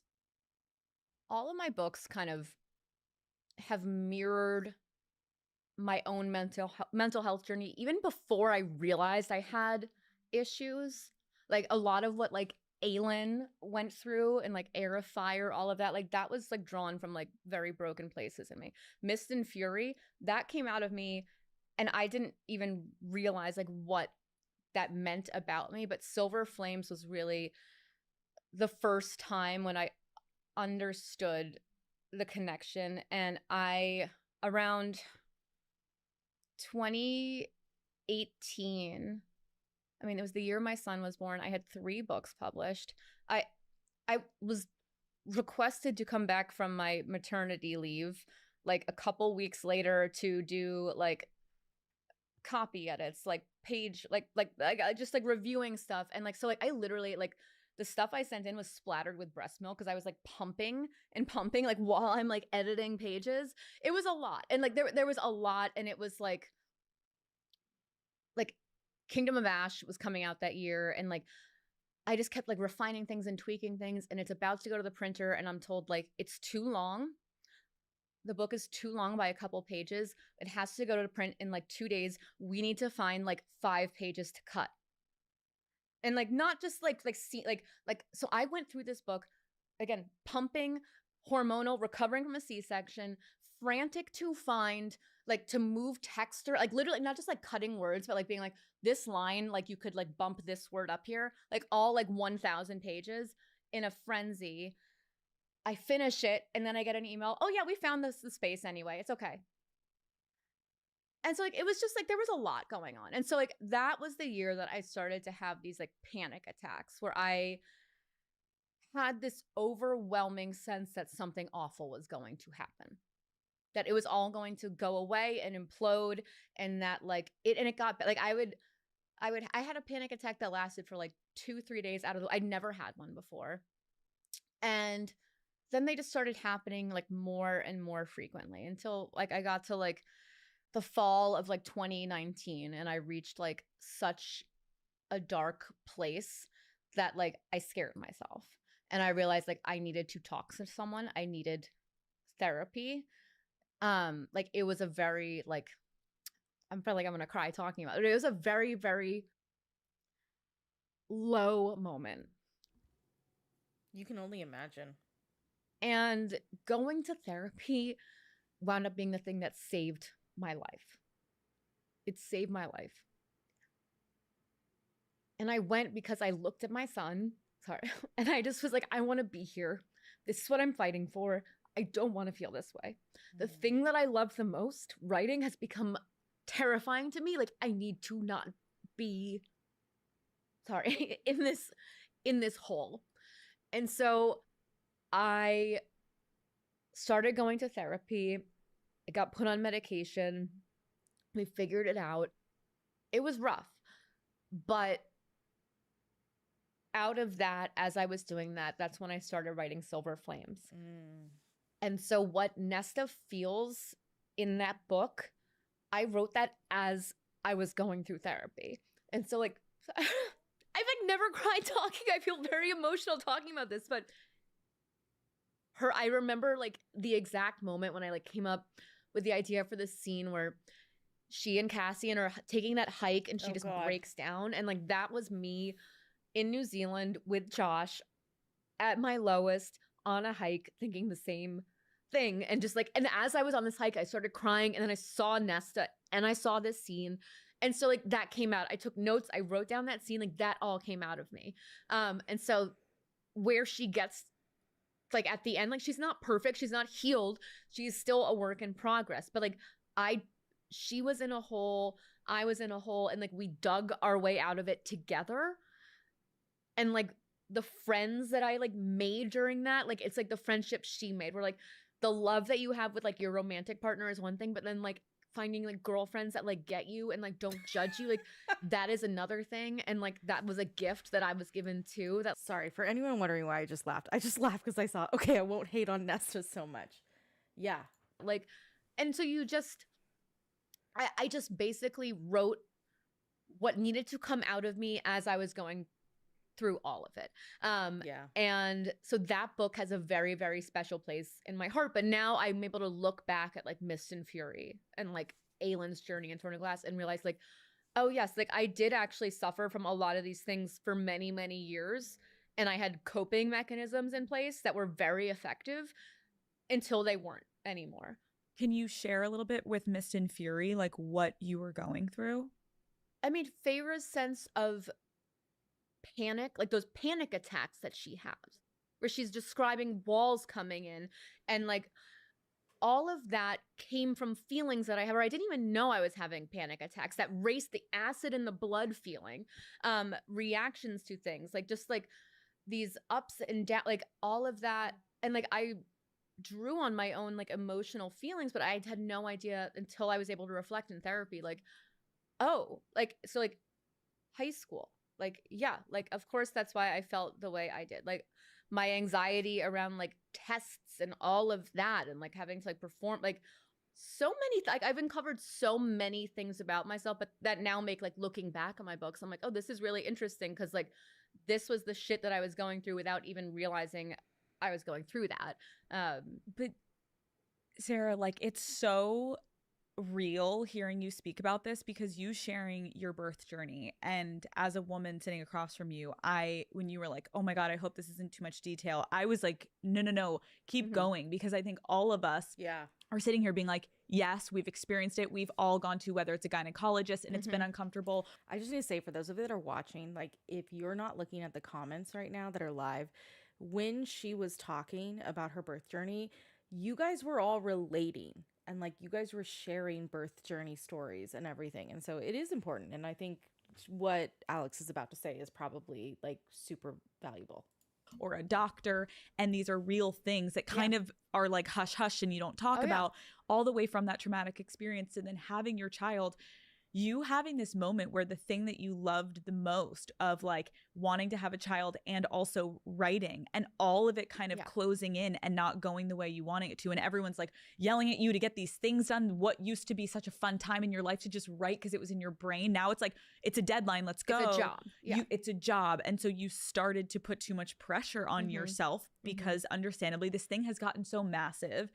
And unfortunately, as humans, sometimes we literally need the breaking point to slow us down, to be like, something has to change. I can't live like this forever. Yeah. And just like realizing that like I do have a value as a person beyond my books, and like the love that like the people around me feel for me is not tied to my success.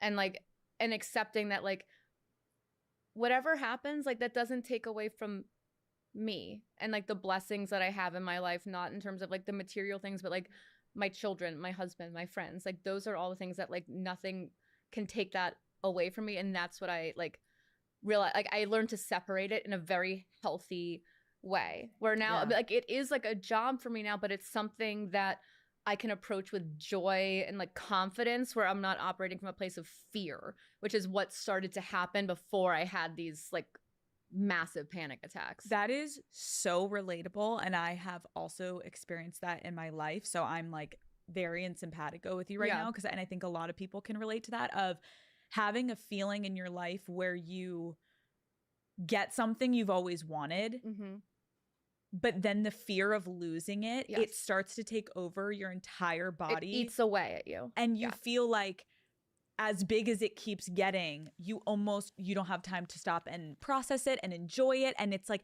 all of a sudden your greatest like happiness that was this passion thing becomes this nightmare. Exactly. That only you can kind of re-regulate and be like, if all this goes away tomorrow, I'm still me. I have my husband. I have my family. And it doesn't have to go away tomorrow, but I have to believe that if I need to know I would be okay if it didn't. So I can re-regulate. My therapist made me go through a scenario. She's like, okay, it's all done. What are you doing? And like, she made me walk through it. She's like, what do you do? She's like, what's your priority? I'm like, well, I need to make sure that my kids have like we went through every worst case scenario, and she had me figure my way out through it until I realized like, I will survive. I am like strong. I am like able to adapt and pivot if I need to. And like, so like knowing that gave me a freedom to be like, yeah, okay, I'll do the thing that I want to do. Like worst case scenario, I'll be like a florist / like DJ / like amateur marine biologist. Like I wanted to be like as a kid. Did you want to? Okay, when I was in middle, DJ, marine biologist. Yes. Okay, like when I was in middle Sarah school, J. Maas. What? When I was in middle school, I had this like, I loved shark. I still love sharks. Okay. But like I wanted to be a marine biologist as well as a writer. Okay. But like I had this dream of like living like on the beach in like the Caribbean, like sleeping in a hammock at night, and then like going out in the morning with like my spear fishing gun and catching my like lobster for breakfast, and then I go out and study sharks all day. And like that was the life I was gonna lead. So you're like, I could tap back into that, guys. And I'll go back to I nearly flunked every science and math course, which is why I did not become a marine biologist. Freshman bio, I was like just on the verge of an F the entire year. It's good to know though. Like if all this goes away, we know where to look for you. Yeah, find me on the open seas. Call Her Daddy is brought to you by Hidden Valley. Okay, how are we doing?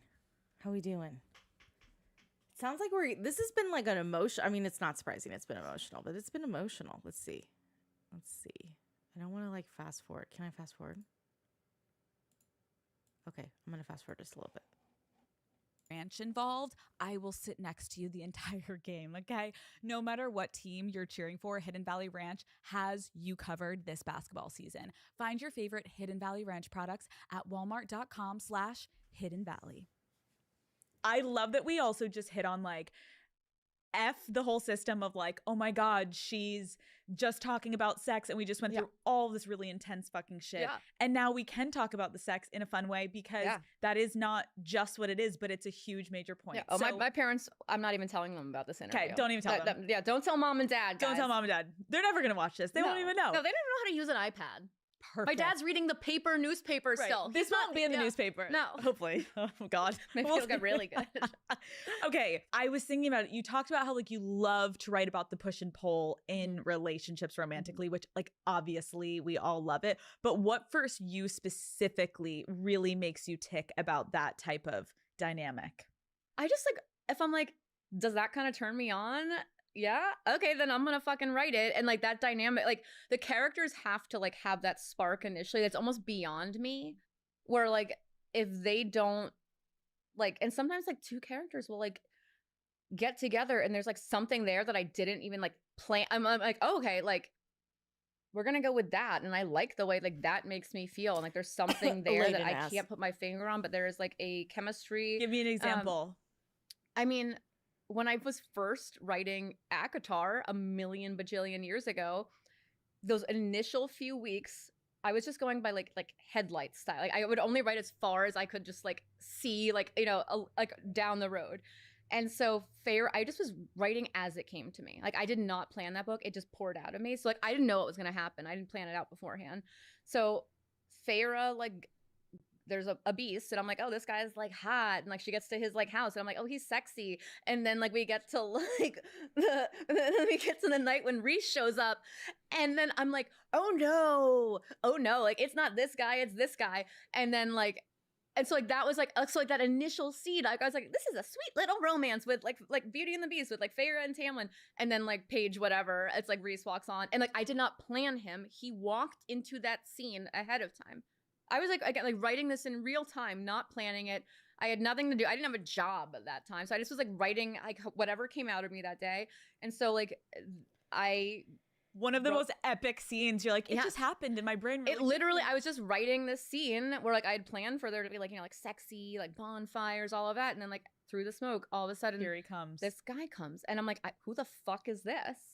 And then like he's there and I'm like, oh no, like this is what we're doing. So it's like that kind of thing where I'm amazing. like, and that just like, I saw it and like, felt it all like, but then like, of course, like, it was so funny when like the first ACOTAR came out and people were like, I love Tamlin so much, I got a tattoo of him. And like knowing what like was going to happen, I was like, fuck. I was like, I'm so happy for You're like, I'm so happy for you. Also, I'm so sorry. I will I will pay for the tattoo laser removal in like a year. Well, no, it was such a mindfuck because I also was falling in love with Tamlin, and then I was like, what is happening? But I wanted it to be like, you know, like when you fall in love with a guy and then you realize like he's not the one for you, and like he's got a lot of fucking issues. Yeah. Yes. Across your books, if you had to say right now today, which couple is your current favorite? Oh my God. I don't know. That's really, really hard and depends on my mood. I don't know. Okay. That's I don't like that. I can't. I love them all. Again, like I have to feel it and like feel that like sexiness and like and I have to be like obsessed with them. Okay. Fuck, marry, kill. Rhysand, Hunt, Rowan. Okay. I could answer this. Let's see if I'm right. She's gonna marry Rhys. She's gonna fuck Rowan, and she's gonna kill Hunt. Okay. You got this. Okay. I'm like trying to think of like the realities of my own marriage and like what has worked and what doesn't work. Okay. I'm like, which one of them farts the least? That's the one I want to marry. Oh, perfect. Because I live with that reality. Well, you wrote these people. I don't know. This is hard. I mean, like I kind of like want to fuck all of them. Okay. I mean, to be quite honest, and marry all of them. I don't want to kill any of them.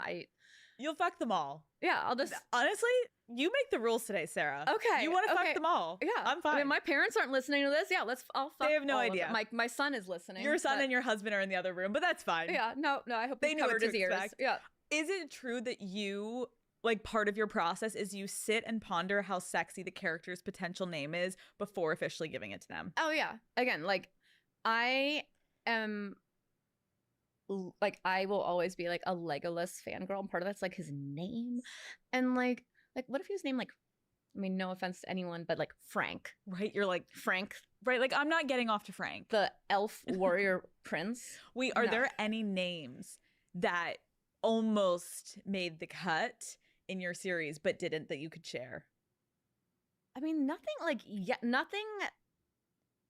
don't think I've like named like every like I've used up like all my hot. But like names. usually like if like someone's attractive, I'm like, okay, let's find the hottest name. And then I'll like go through like baby name websites and I'm like, sexy Celtic warrior god with abs of steel. What name is that? I wish I could see your Google searches. It would be sad. It would be like, what time's the next Labubu drop? And then like, show me abs. And what are good names? And what are hot baby names? That's sexy baby names, which I'm sure is a very strange thing to... I was so messed up from it because when I was reading it at first, I was in my own world and I really thought his name was Rhysand. Oh. And then I thought, you're like, oh, you idiot. And then I Sarah. Oh, no. Like, oh. I allow any and all pronunciations. You do? It's a safe space. I am not going to judge. I am a reader first and foremost. Okay. Good. So I understand. Well, because when you shorten it to Rise, it looks like Rise instead of Reese. And then I remember going on TikTok and I was like, oh my God, I'm an idiot. And so then I had to like retrain my brain, which is fine. Okay. And Feyre, I forget. I think Feyre's not a natural one. Reese is an actual like name in this world. But wouldn't it be R-E-E? Well, it can be spelled like that, but isn't there like a Phillies player? Yeah. You know, Right. I got Reese. confused. Reese. Yeah. whatever. I don't know his. It's not like Feyre is a made up name. That one. How did you come up with that? I don't know. That was just like I was like, what sounds cool? Feyre. Done. done. Put her done. in. We're done. Okay. We need to quickly talk about the Tamlin and Rhysand thing because it is a big conversation that I think people are going to kill me if I don't ask about. Okay. Obviously, throughout the ACOTAR books, we saw Tamlin like trying to justify his controlling tendencies by saying things like, oh my gosh, I'm just doing it to protect Feyre. Then he locks her in the manor, which was infuriating and wild. What were you hoping for readers to understand about their relationship as that slowly started to progress? Because you're right, you made us all fall in love with him and get tattoos about him, and then yeah. And you know what? I think like people change in relationships, and what Feyre and, to be fair, Tamlin went through under the mountain fucked them both up majorly. And Tamlin is someone that, you know, we haven't delved too deeply into this, but it's been put in the books. Like, he had a fucked up family. Yeah. He did not have any systems in place to cope with that. Yeah. But he also is a guy who's been like in charge and powerful for a long time. And then like someone's like, he doesn't have the emotional toolkit to handle this. And he implodes and he drags her down with him. And that was just like, it just felt natural to me. Like, it just felt like a natural thing where, like, I knew who Tamlin was as a person, knew, like, that this is how he would react. And this, like, shows who he is. And it's like, Rhys responds to the trauma in a different way. Yeah. In the way that Feyre needs and connects with. Tamlin can't handle that trauma. And it's, you know, he made his own choices, but he's also the result of his upbringing. So there's an element of like me that I pity him, you know, in the same way I'd pity like anyone who's like endured like an abusive family trauma, all of that. Like he's been through it and he doesn't know how to cope with it. And like he does shitty things because of it. And I'm not like excusing those shitty things because like that is why Feyre moved on. But I wanted Feyre to like realize like there are different ways to face the shit that you go through, and that's what defines you. The wedding scene. Oh yeah. I loved it so much because I thought it was actually such an accurate representation of a woman before those doors open. Yeah. And you see so many women who talk about, I kind of knew before I went down the aisle, so why did I do it? Yeah. And you slowed it down so perfectly. Yeah. That it was this like horrifying, amazing moment that it was amazing.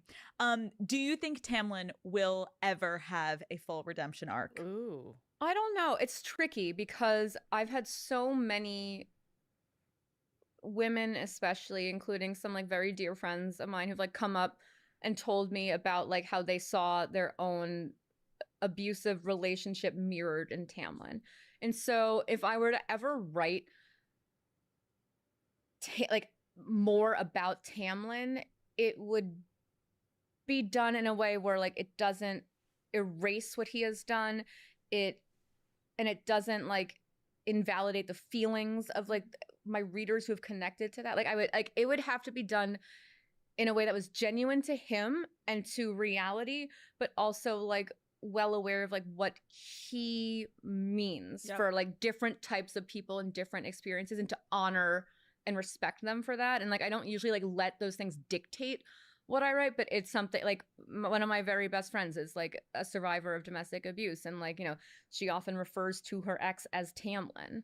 And like I've actually talked to her about it. Like, how would you feel? Like, you know, like if just like me as the creator, like separating us as friends, like would that feel like a betrayal to you? And so like we've had like interesting conversations about it, but it's something I'd really want to think about. And I've given myself like several options. Because it's something that's probably like the hardest thing for me to figure, like to be quite honest, like that's tricky for me. It's tricky for me also just emotionally, because like part of me wants to be like, that fucker can burn in hell forever. Yeah. But like as a writer, I'm like, but like what is the story there? Like what is like, and like not to excuse him for any of it, but it's just so explore hard. it. I love hearing your thought process though, because again, it's like this world and then pulling out of it, like they are such like real themes. And then also hearing the dynamic, like I'm curious, how did you, obviously Reese is the highest fae in existence. Mhm. And so how Highest or hottest? both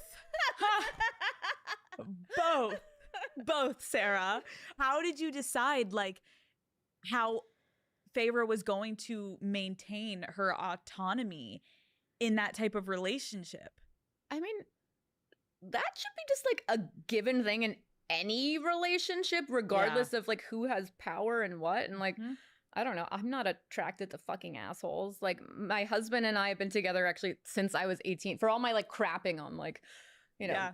like people should have multiple romantic partners. My husband was like my first and only boyfriend. Yeah, but like we are equals. We are partners in this. And like, I think I just demand that like the females in my books like have those relationships of like respect and like partnership, just like because that's what I demand like of myself and what I expect of myself. And like that's what I have, that's the gift that I've been given, is someone that like respects me and like honors me and like loves me. And like the power dynamic thing, I'm like, you know, like I don't know, it's kind of like I think it's like really kind of hot that like the super powerful dude like wants to get on his knees in front of this lady. Like she is in control of him 100%. Yeah. But even that, but she doesn't want control over him. Yeah. She wants a partner. Like she doesn't want like, you know, like they do Yeah. have like a push pull of like sexy, like who's in charge or Mhm. what. But like they ultimately like they want a lover who is also like a best friend that Yeah. like they can be equal with and speak to on an honest level. I think the fans' perception of Rhysand was really tested when he didn't clearly communicate the risks of what could happen in this pregnancy Oh. to her. What is your take on that? I mean, Rhys is entitled to like go through his own shit and make his own mistakes. And should he have told Feyre? Yes, but he was absolutely terrified, like faced with like I don't know, like I just tried to decide like Rhys in that choice, like he made a bad choice. I think like it was not the like Feyre was obviously upset, like Nesta thought it was fucked up, and like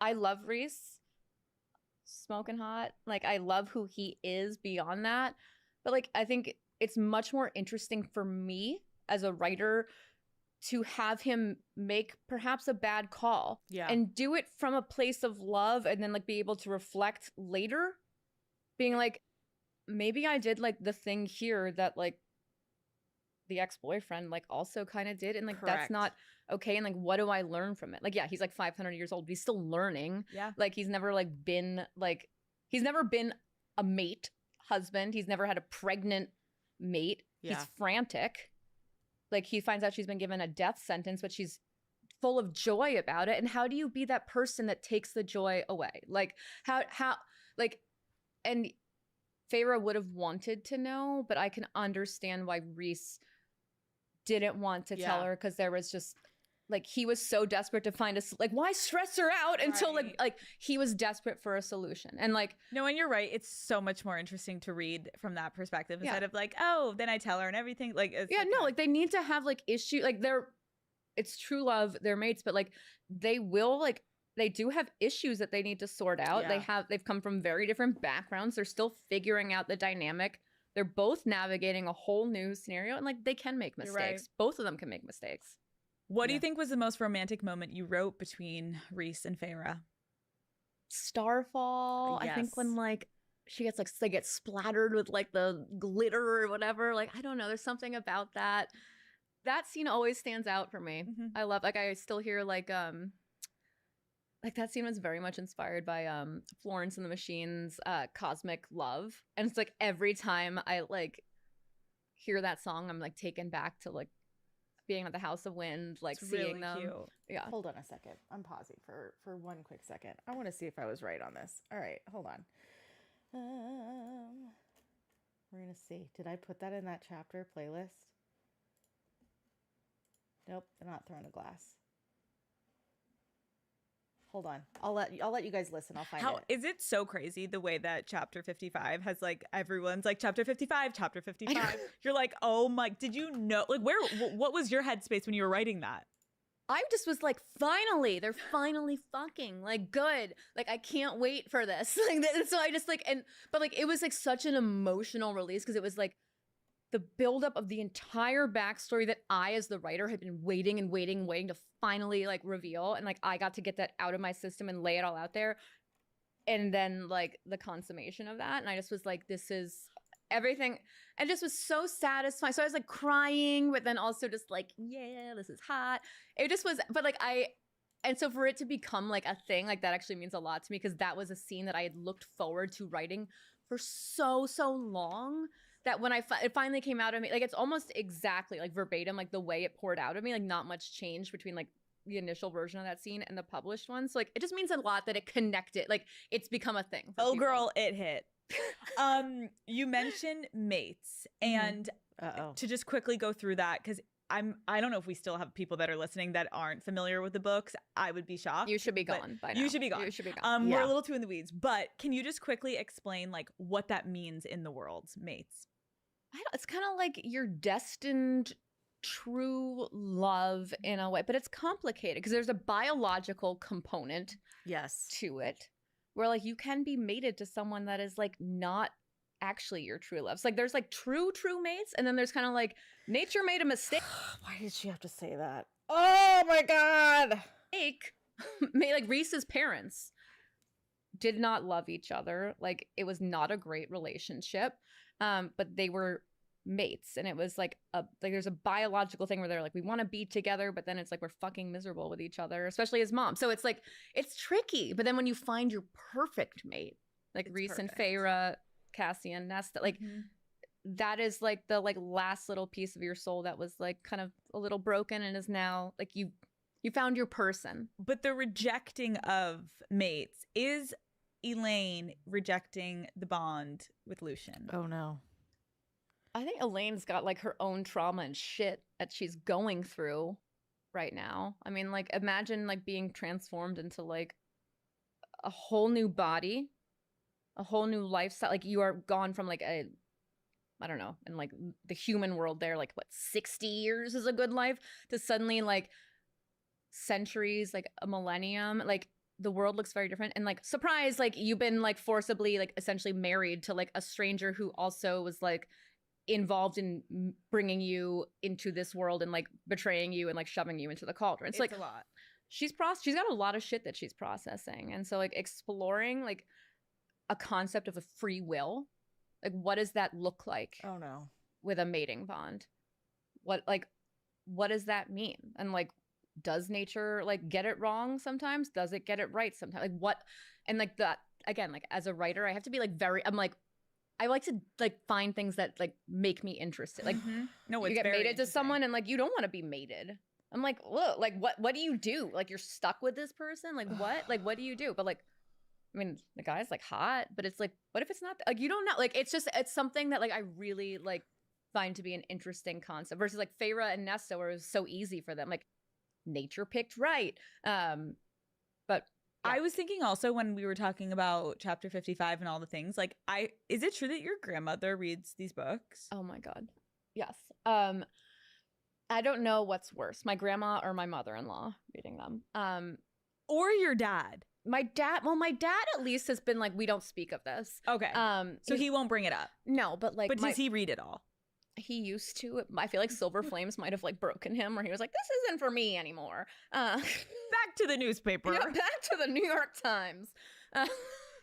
But yeah, my grandma reads them. Like everyone in her, like, I know she wouldn't like the term nursing home, but like her like old people's community reads them. And so I'm like, are you all getting like frisky like reading this? It's like, she's 95 years old. She's amazing. She is like my number one like icon in my life. Oh my God. But like she's gotten like all the people reading it.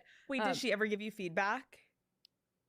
No, but then like on the opposite end of that, my mother-in-law has like grilled me and been like, are like the sex scenes in this inspired by you and Josh? And I'm like, yeah, when I'm like fucking your son, I am writing down notes. Would you like me to describe everything for you, Linda? She's like yes, actually. Yeah, and I'm like, no. I'm like, we don't talk about these things. It's mortifying. What are grandma and mother-in-law's favorite series? I think I don't know, actually. For grandma, I don't know. She's read like all of it, but she's like on it. I feel like my mother-in-law probably loves ACOTAR the Who's most. her? Does she love Resand? Yes, I think she like pretends that it's like Josh, even though it's not. He's not. She's like, oh, Josh. Josh is like, No. Mom, it's not me. No, it is not. The number Oh. of times I've had to say like it is not. He is not. They have both have dark hair, and that's it. That's it. That's the only similarity. I think that's so funny because like I have had that where people, because I have talked about sex on my platform, people feel comfortable to come up to me and talk about sex. Yeah. Have you had any like really wild interactions where I'm people sure. are, whether they're asking details more about the character's sex or they're asking you about sex? Oh God, I'm trying to think of what. I mean, like I had a mother come up to me, like a 50-something-year-old mother, and be like, I just want to say, like, my daughter loves your books and you've completely like revolutionized her sex life. And I was like, well, I'm sure she appreciates you telling me that. You're like, Amazing. I was like, I Question mark? love that your daughter, but I also was like, I kind of love that you guys have this dynamic where like, you know about this. right. I'm like, I think that's really cool. But also like, I don't know what to say to you as the mother of this child who's Maybe though it is so there's a weird thing, maybe because it is fantasy, there is like it kind of is it bridges the gap of just like episode 3 of Call Her Daddy, me being like, this is how you give head. And then like meanwhile with like Rhysand and Feyre and Tamlin, all these dynamics, it's a little bit more like, yeah, like you can ease the blow when you find out that your mother or your sister or your friend is reading it. Yeah, you know, like I actually learned probably more about sex from like books and stuff because it just seemed a lot less scary to me and felt like very safe and like connected to like things like plot in the world. And so like that was like how I like learned. Like I would not have like, so I think you're right. I think you're absolutely right. Call Her Daddy is brought to you by Sephora. Girls, God, I am not going to hear the end of that one clip. Ah!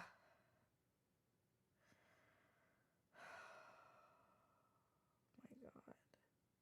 I mean, she can't outright say that it's a rejected mating bond. She can't outright say it. So like that's fine, all right? But like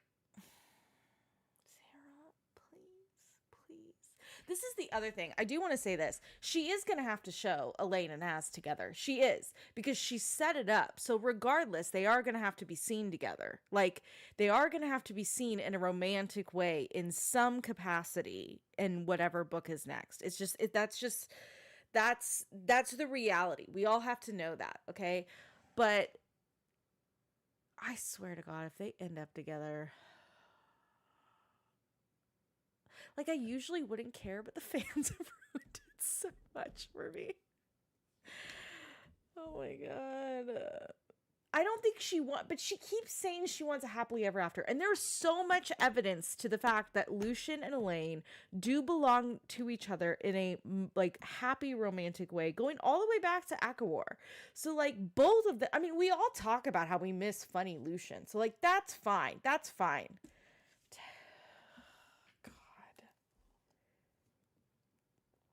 The way I'm stressed right now.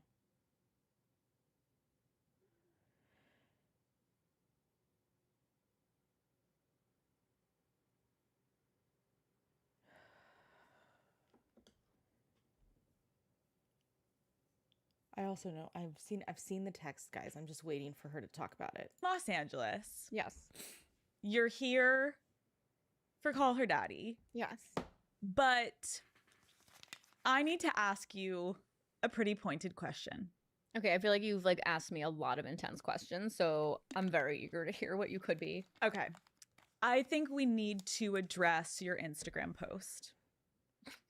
Which one, Alex? Well, So true. Sarah, the one that quite literally lit the internet on fire, where fans could not tell if it was an arrow or if it was a 6 to 8. Like, everyone has been freaking out. And so I have the pleasure of sitting across from you.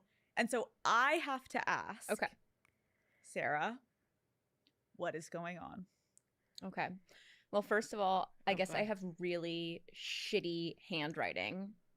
Like really fucking shitty handwriting. If my like arrows and like numbers look messed up, like I'm ashamed of this. Like that was not intentional at all. But I will say that that was ACOTAR 6 with the arrow pointing forward to indicate like things going ahead of that.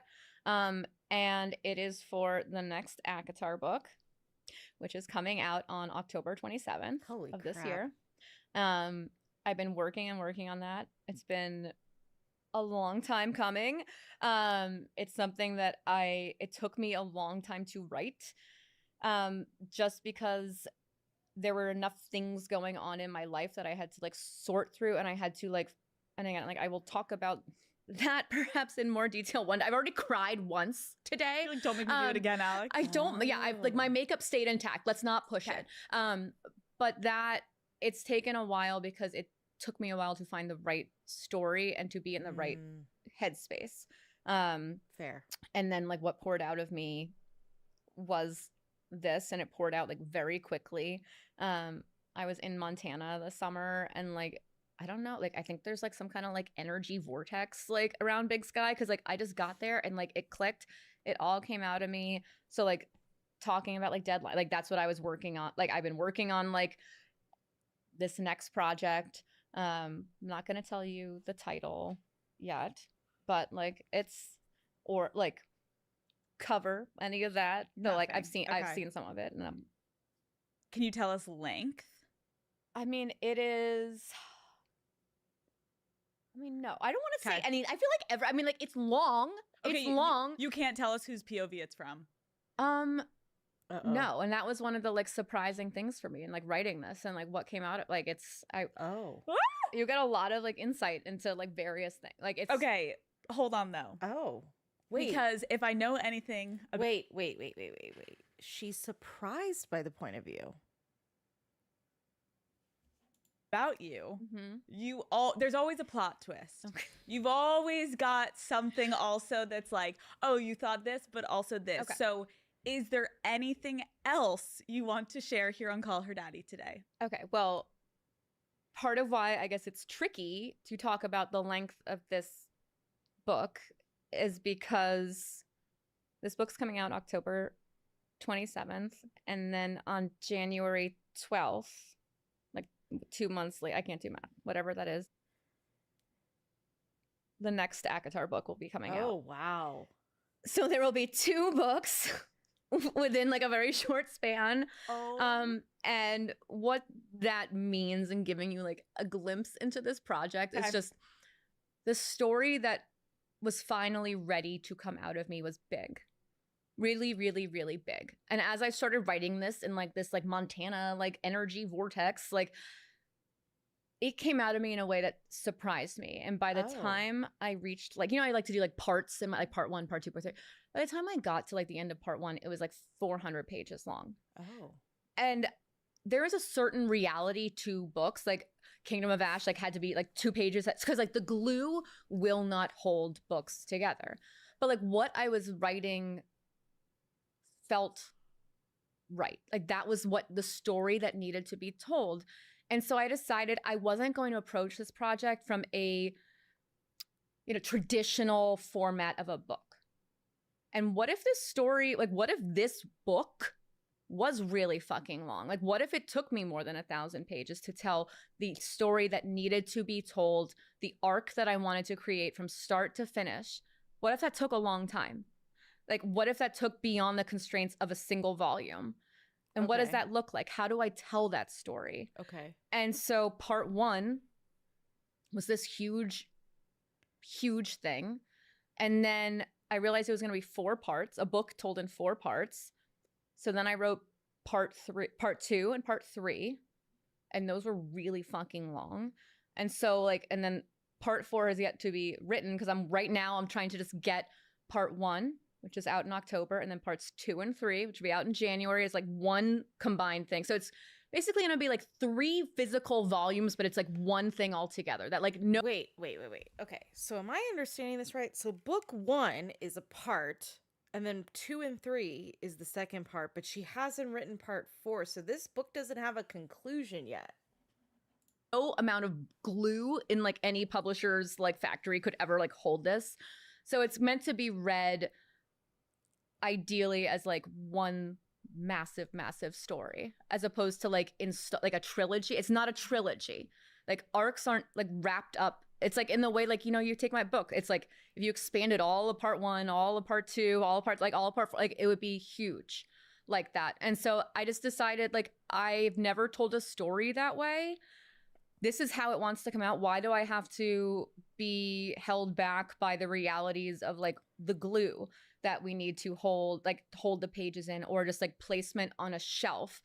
And like, how do I get this story out to my readers who've been waiting like so patiently, like as soon as I can? Like I could not live with the idea of like publishing part 1 and then being like, you gotta wait like a year for like, then I was like, no, like I want that in everyone's hands. And so that's why we're doing like this like back-to-back release. So there's gonna be like a lot of ACOTAR in a very short time.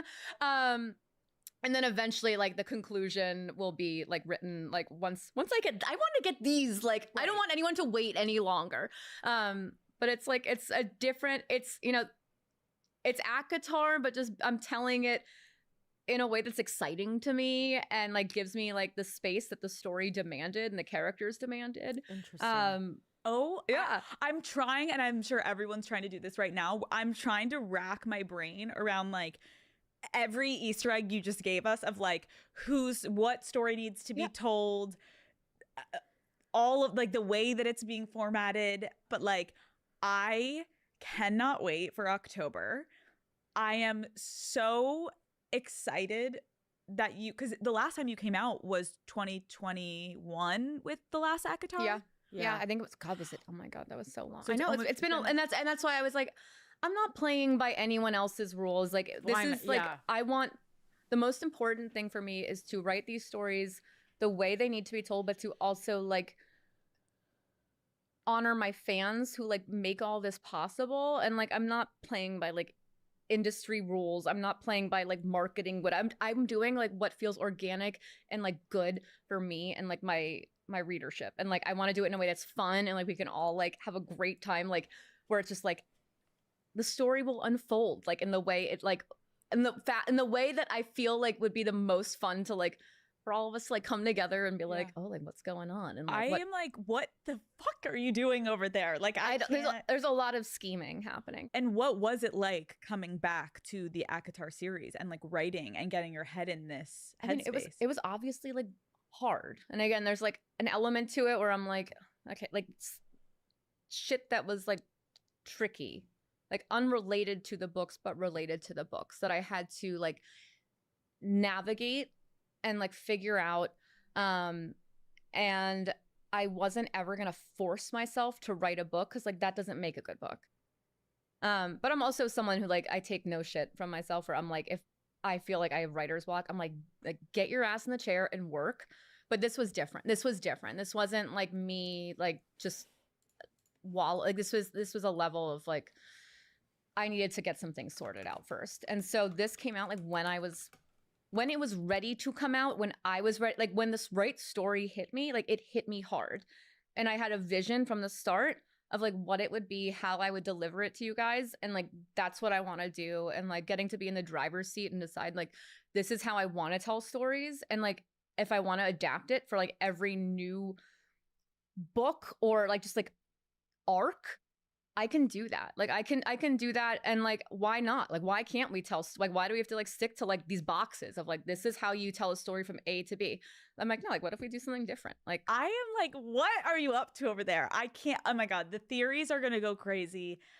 Oh my God. I'm like, what did you do? Well, now I'm thinking that I'm just like, I'm juggling editing 2 books at once, 2 massive books at once. So I'm just like, you're in it. That's why I'm like pounding like Diet Cokes and coffee. Okay, well, we're almost done. We are gonna end with some rapid fire. Okay. And I don't know if you'll answer any of these. Okay. But I'm gonna try. Okay. Because I'm a fan. Okay. And I've got to try for the girlies out there. Okay. Okay? So shut me down, but shut me down easy. Okay. We're going to start from the beginning. We're going to start with Okay. Throne of Glass. Here we go. What did Lorcan do? Oh, someone explained this to me.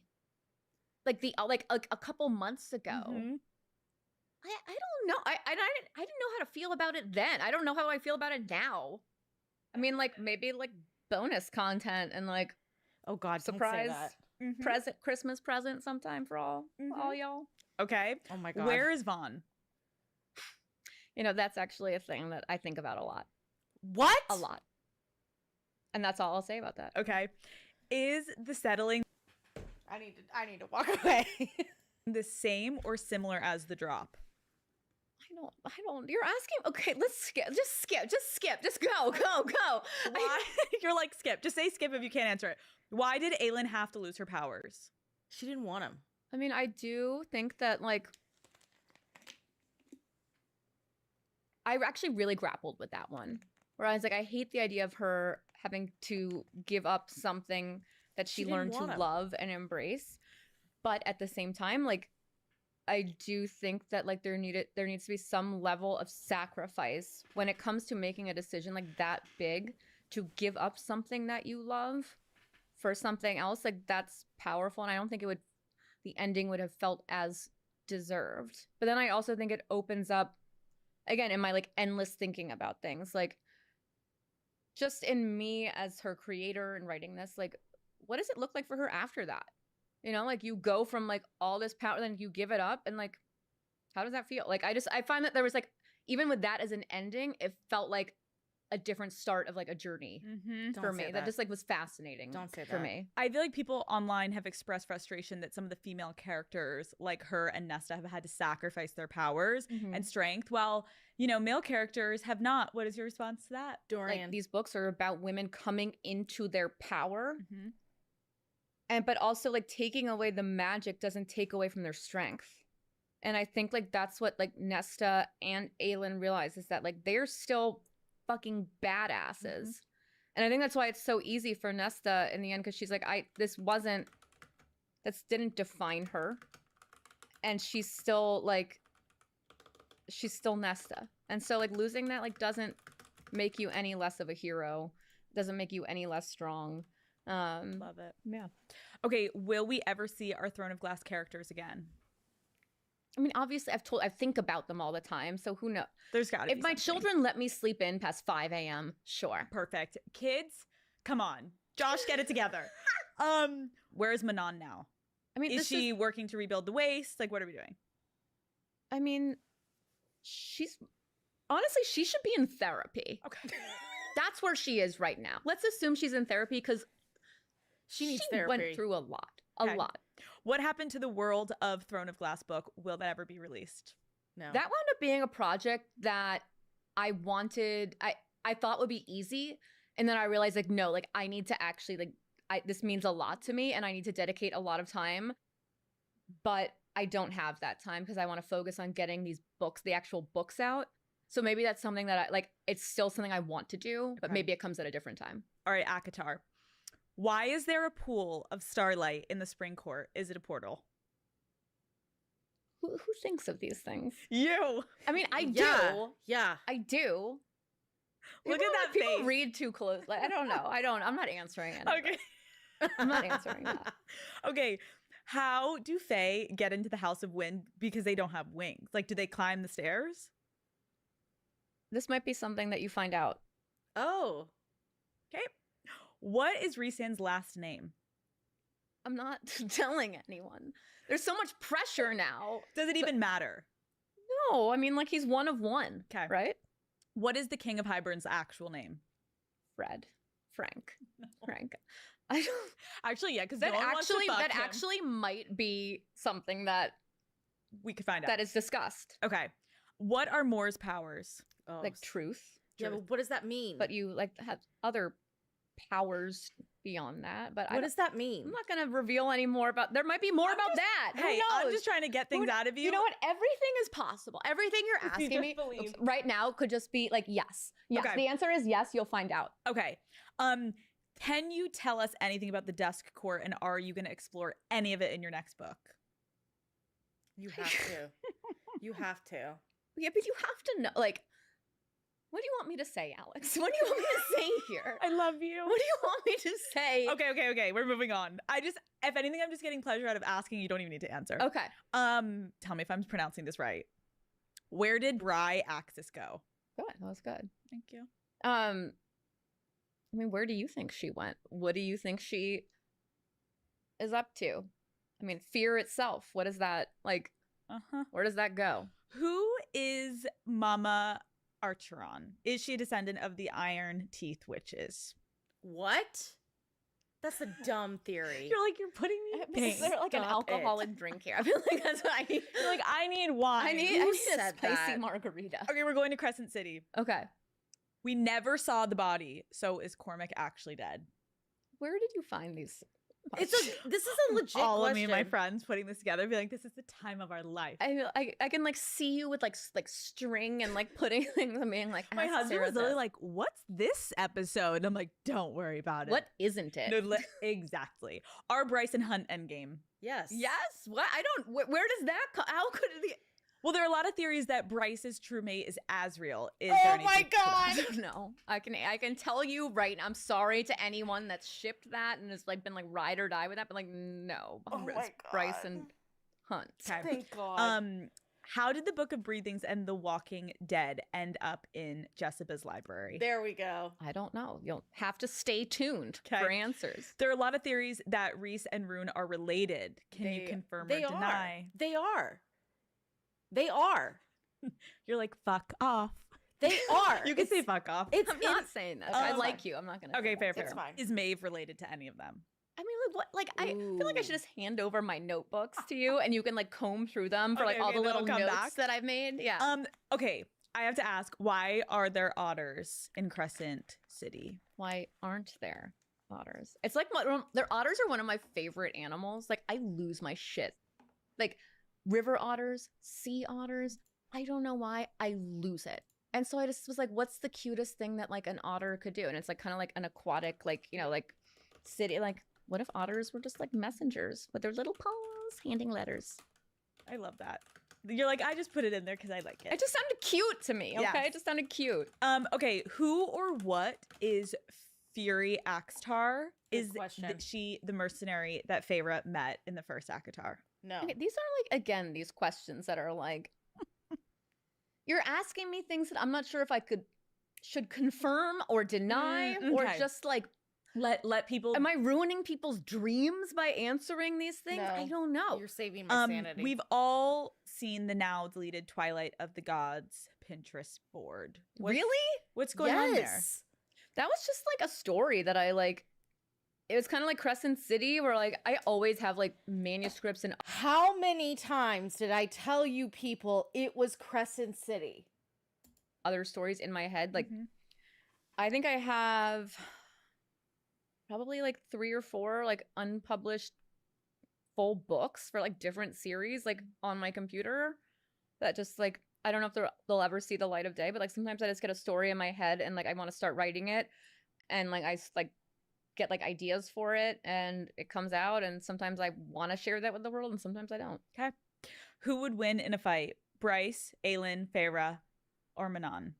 Manon. They wouldn't fight. They would all be like, this is dumb. We should support each other and let's go get like In-N-Out burger together. Manon. Okay, you obviously are in a success and like a league of your own. You've had just like such an incredible career already. And I know we've talked about the pressures and also the beauty of it. How do you define success at this point in your career? I mean, for me, it's 2 things. Success is 2 things. One, it's getting to tell the stories that I want to tell, how and when I want to tell them. That's a gift. That's a wonderful blessing to have. That's all I ever wanted from when I was a kid. But it's also like, am I happy? Am I happy in my life doing this? Am I like, what is the balance? And like, do I feel successful in that? Do I feel like I'm able to create from a place of joy and curiosity and excitement, while also having a life that is like fulfilling and fun. And like I get to be a mom to these two incredible kids and like a wife to like an awesome husband. Like, and like what, like that, like having that and finding joy from that, from things outside of my books, that feels successful to me. Like I've built something beautiful completely unrelated to that. But yeah, it is so beautiful. And also, like, what is so cool too is like you have completely changed the way that people think about romantasy books, and you have given essentially legitimacy, I feel like, to an entire genre that was either dismissed or overlooked at one point. Yeah.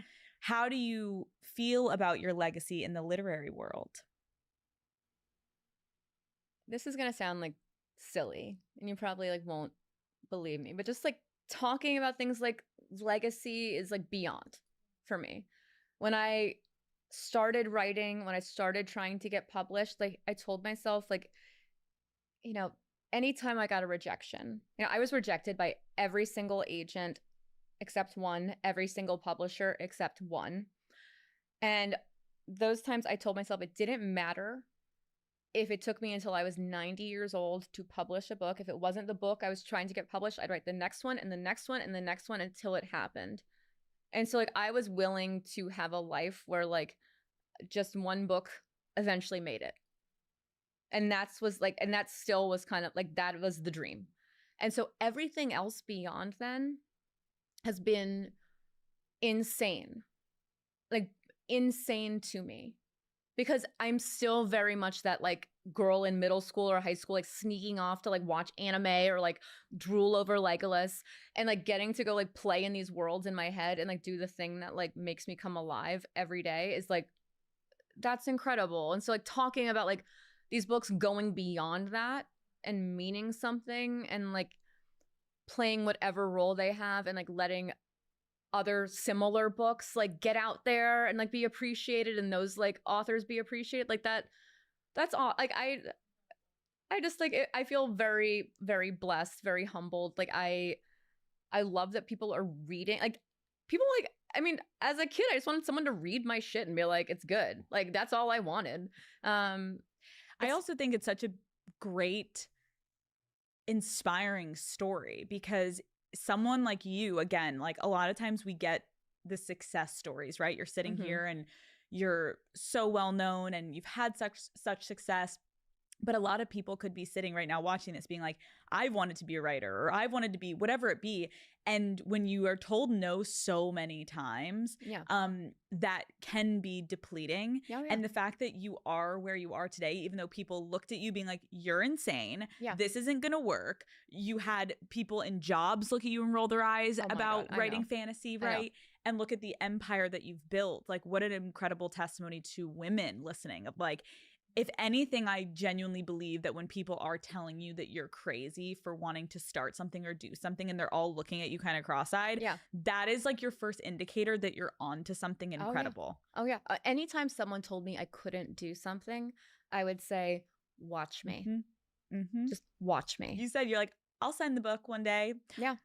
Where are they now? Yeah, where are they now? And just like, I don't know, like I wrote the thing that I love. Like I wrote the stuff that I love, that I've always loved. And like, I was always flabbergasted that anyone, especially like older adults, would tell like a young person, like it's not worth your time. It will never happen. I'm like, why can't we all be supportive of our dreams? And like, but thankfully, like I knew what I wanted. Like I knew this is what I wanted to do. And so there was nothing that was going to stop me from that.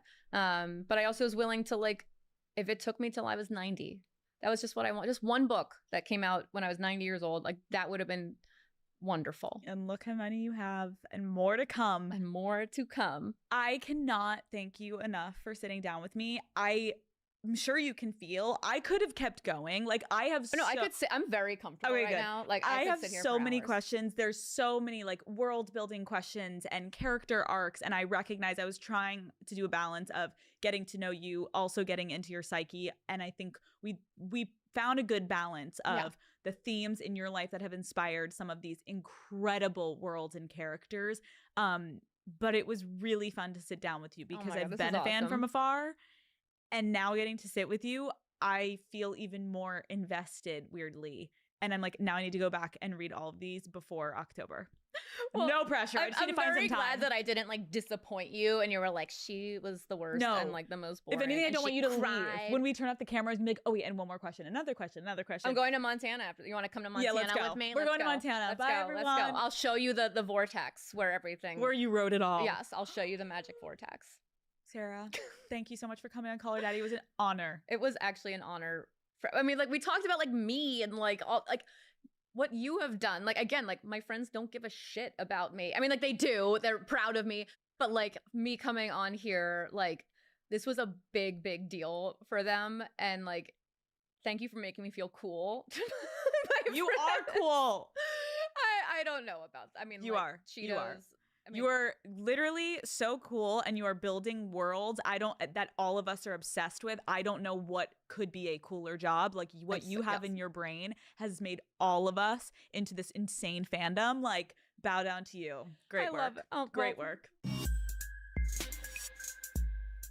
Okay. All right. Well, let's sit and let's talk for a little bit. Okay. Well, let's. Wow. Okay. All right. Let me start off and just quickly give Miss Alex Cooper. Oh, wait. Now you can really see how messy my office is. Let's just move that there. There you go. Okay. I have to give Miss Alex Cooper some credit because I wasn't sure how this episode was going to go. I don't know how many of you guys have been fans of SJM like myself, but I have been a fan of her work for a very, since, hold on, I can't speak. Let me get the music going and then you guys can hear me gush. Okay. I have been a fan of Miss SJM since about COVID. And let me tell you, if you've been anything like me, who've been a fan of SJM, I feel like she hasn't had a good interview in a while. Like they've all been very like subsurface. Like the very first one I watched was the Eva Chen and Silver Flames, and like that was fine. And then the this music is too intense for this conversation. Hold on a second.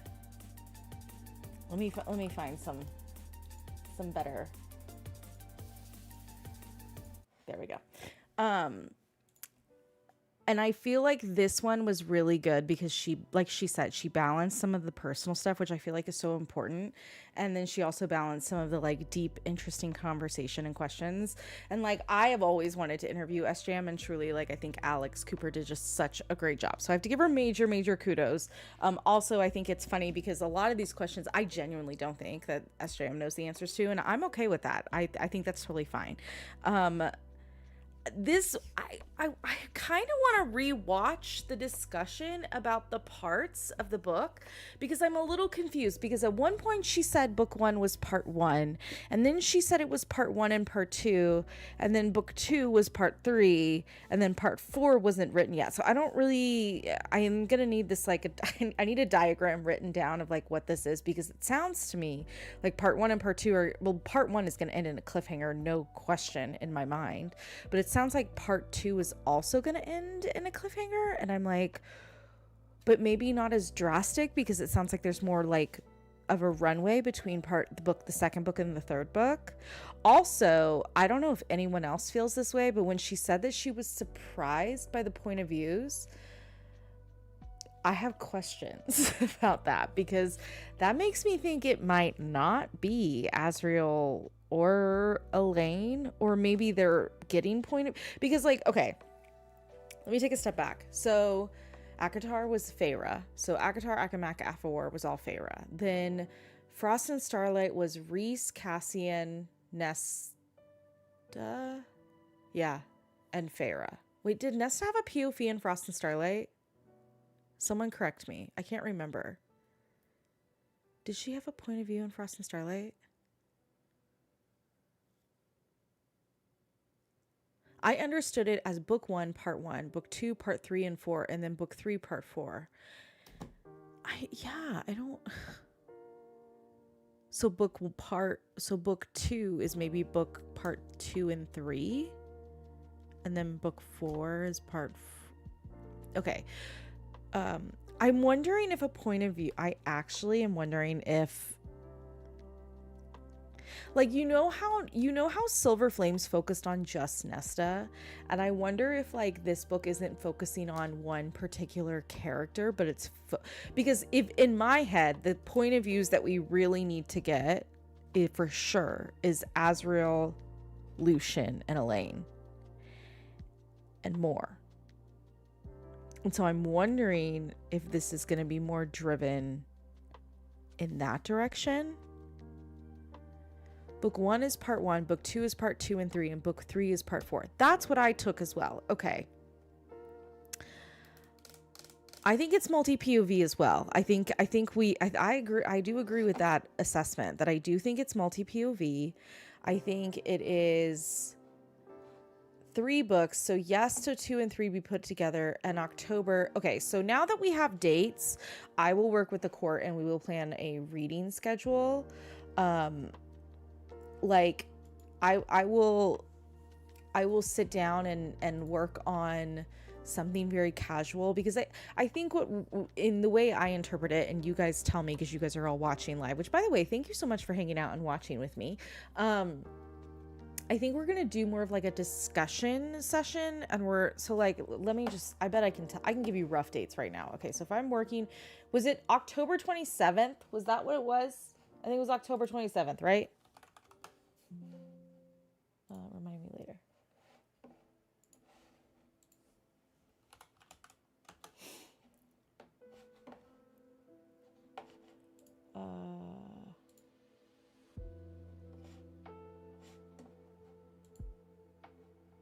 It was October 27th, right? Yes. Okay. So if I go back, I need to look at a yearly calendar. That's the best way I can do this, because then it kind of helps me. Let me look at a Google Calendar. Let me do it that way, actually.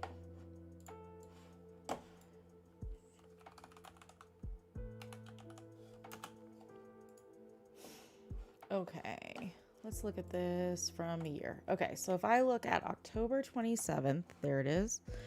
Okay, so if I go October, do we want to read Silver Flames in October? Probably. So if I say Silver Flames, Frost and Starlight, wait.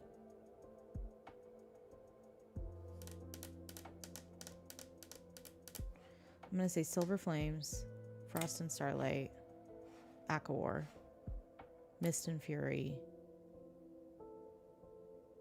Wait, how many Akatar books are there? There's Akatar, Akamath, Akawar, Akasif, or Frost and Starlight then. So there's 5. So there's 5. So I have to go 1, 2, 3, 4, 5. So if we start in June, we start June, July, August, September, October. Well, that's what I'm wondering. Do you guys want to include Hofas? Could we do... Oh, okay. You know what? How about this? Let's do Hofas in October. Let's do Hofas in October. We do Silver Flames in September. So then we go... So then we're going to do 6 books. So then we say... We start in May. We start Akatar, Akamath, Akawar, Frost and Starlight. No. Akatar, Akamath...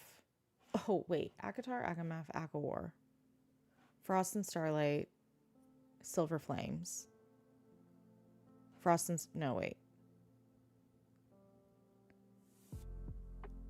I feel like the only reason we need to read Frost... I feel like we don't need to necessarily have Flame and Shadow in the reading order, but we need to discuss that book. So if we do June... So if I do Akatar, Akamath, Akawar, Frost and Starlight, Silver Flames, Hofas. So we're still starting in June. So it's going to be starting in June. That's the way I'm looking at it. No, we're going to combine. So we're going to combine Frost and Starlight. So it'll be Akatar in June, Akamath in July, Akawar and Frost and Starlight in August. Then September is going to be Silver Flames, and then October is just going to be a very quick refresh of Flame and Shadow. How do we feel about that?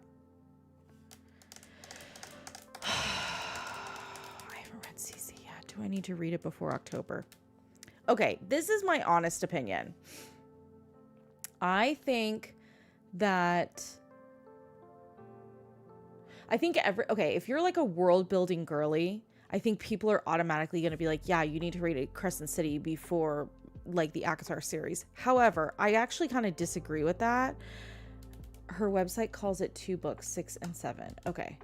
I feel like, I mean, we are going to talk about, like, sorry, spoiler alert. We are going to talk a little bit about Flame and Shadow because of what, there are some very, very important reasons why we are going to discuss what happens in Flame and Shadow. But I don't want to spend a ton of time on it because I don't think it's, like, super intense. Are you now thinking as an Elaine? Absolutely not. I am not. I think what people intend, I think this is what my gut is telling me, and I don't know if it's accurate.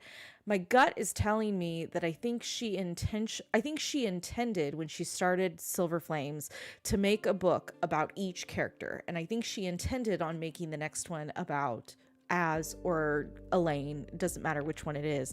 And I think that it ended up not working out that way, that really we need to do Az, Elaine, and Lucian and more. Like, I think it's gonna be an amalgamation of all of that because there's so much happening in those books, like with those characters. I mean, we don't know what the hell happened to Moore in Silver Flames. She was not in Flame and Shadow.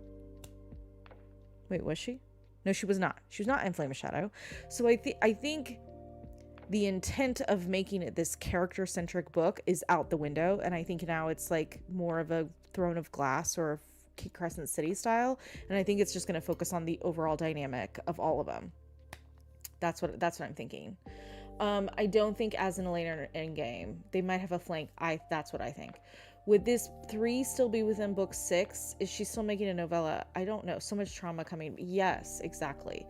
So we'll do that, and then we'll take November as a debrief. We will debrief in November for the book. December we will take off for the holidays, and then we will come back in January and have an ACOTAR conversation.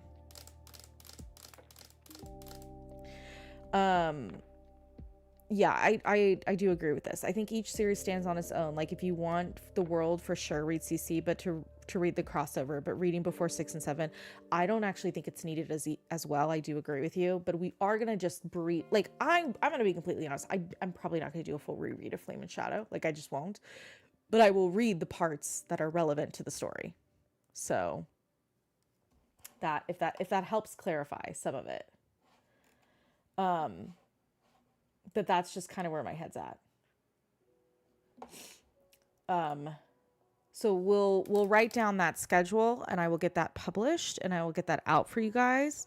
So it gives you the next 2 months, 3 months really, because we just started March, April, May. It gives you those 3 months to read whatever you want, to kind of enjoy all the different fantasy worlds and really dive into it, and then we'll go into the next like thing. So I hope that helps. Does that thing?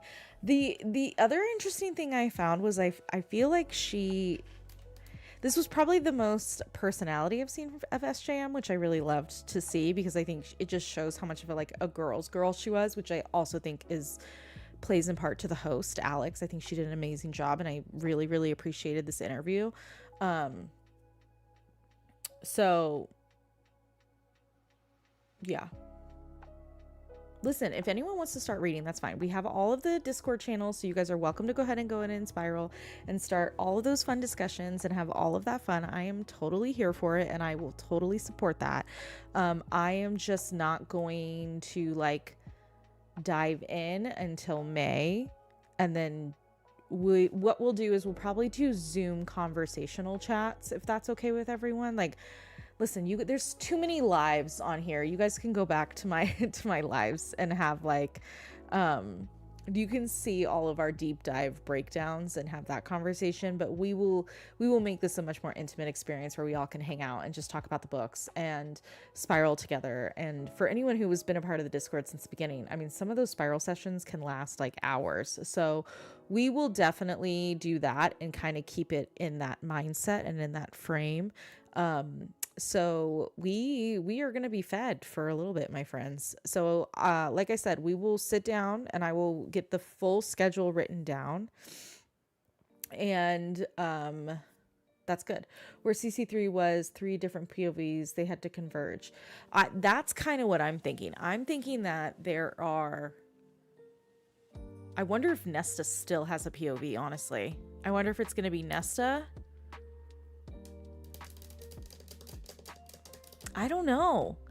She surprised me with some of her answers because I thought for sure, like, I think the obvious answer was after Silver Flames, you go to Az. I think that was the obvious answer. It wasn't Elaine. Elaine, I mean, I compare Elaine to Iliad a lot. So I think it would have been Elaine, but I felt like Az felt like the most natural character to explore. But he's also very complicated and shady as hell for multiple reasons. And so, yeah. Are you going to get the gang together again? I want to see the court again. Probably not. It's probably going to be a little different. Oh, what if part 1 is more where she's in silver? I'd be totally down for that. Curious why it's so long. I mean, arguably CC3 should have been longer. Who knows? How can she not, after getting the rest of the trove, get both the sword? I don't know. I'd be here for a High Lord POV. I mean, listen, if we get the Helion and the Lady of Autumn story, I'm like so here for that. I'm like weirdly obsessed with Helion. It's a problem of mine. I don't know why. I'm just very, very, very into his character, and it's truly a problem. So, okay, I am going to go rest because I'm tired. And I appreciate, again, everyone hanging out with me. If you want to join the Discord, I will go ahead and put the link in right now so you guys can. Hold on a second. Let's see. Let me grab the link.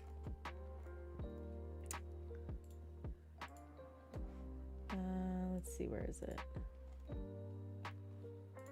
Here it is.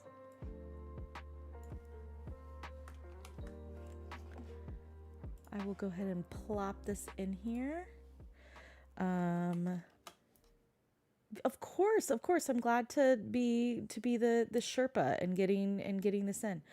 Were you right? No. Well, chapter 55, there was actually a really big debate about that song, but I can't remember what the Starfall chapter is. Does anyone know off the top of their head what the Starfall? I'm pretty sure the Starfall chapter, where is it? I'm pretty sure it's Falling Like Stars.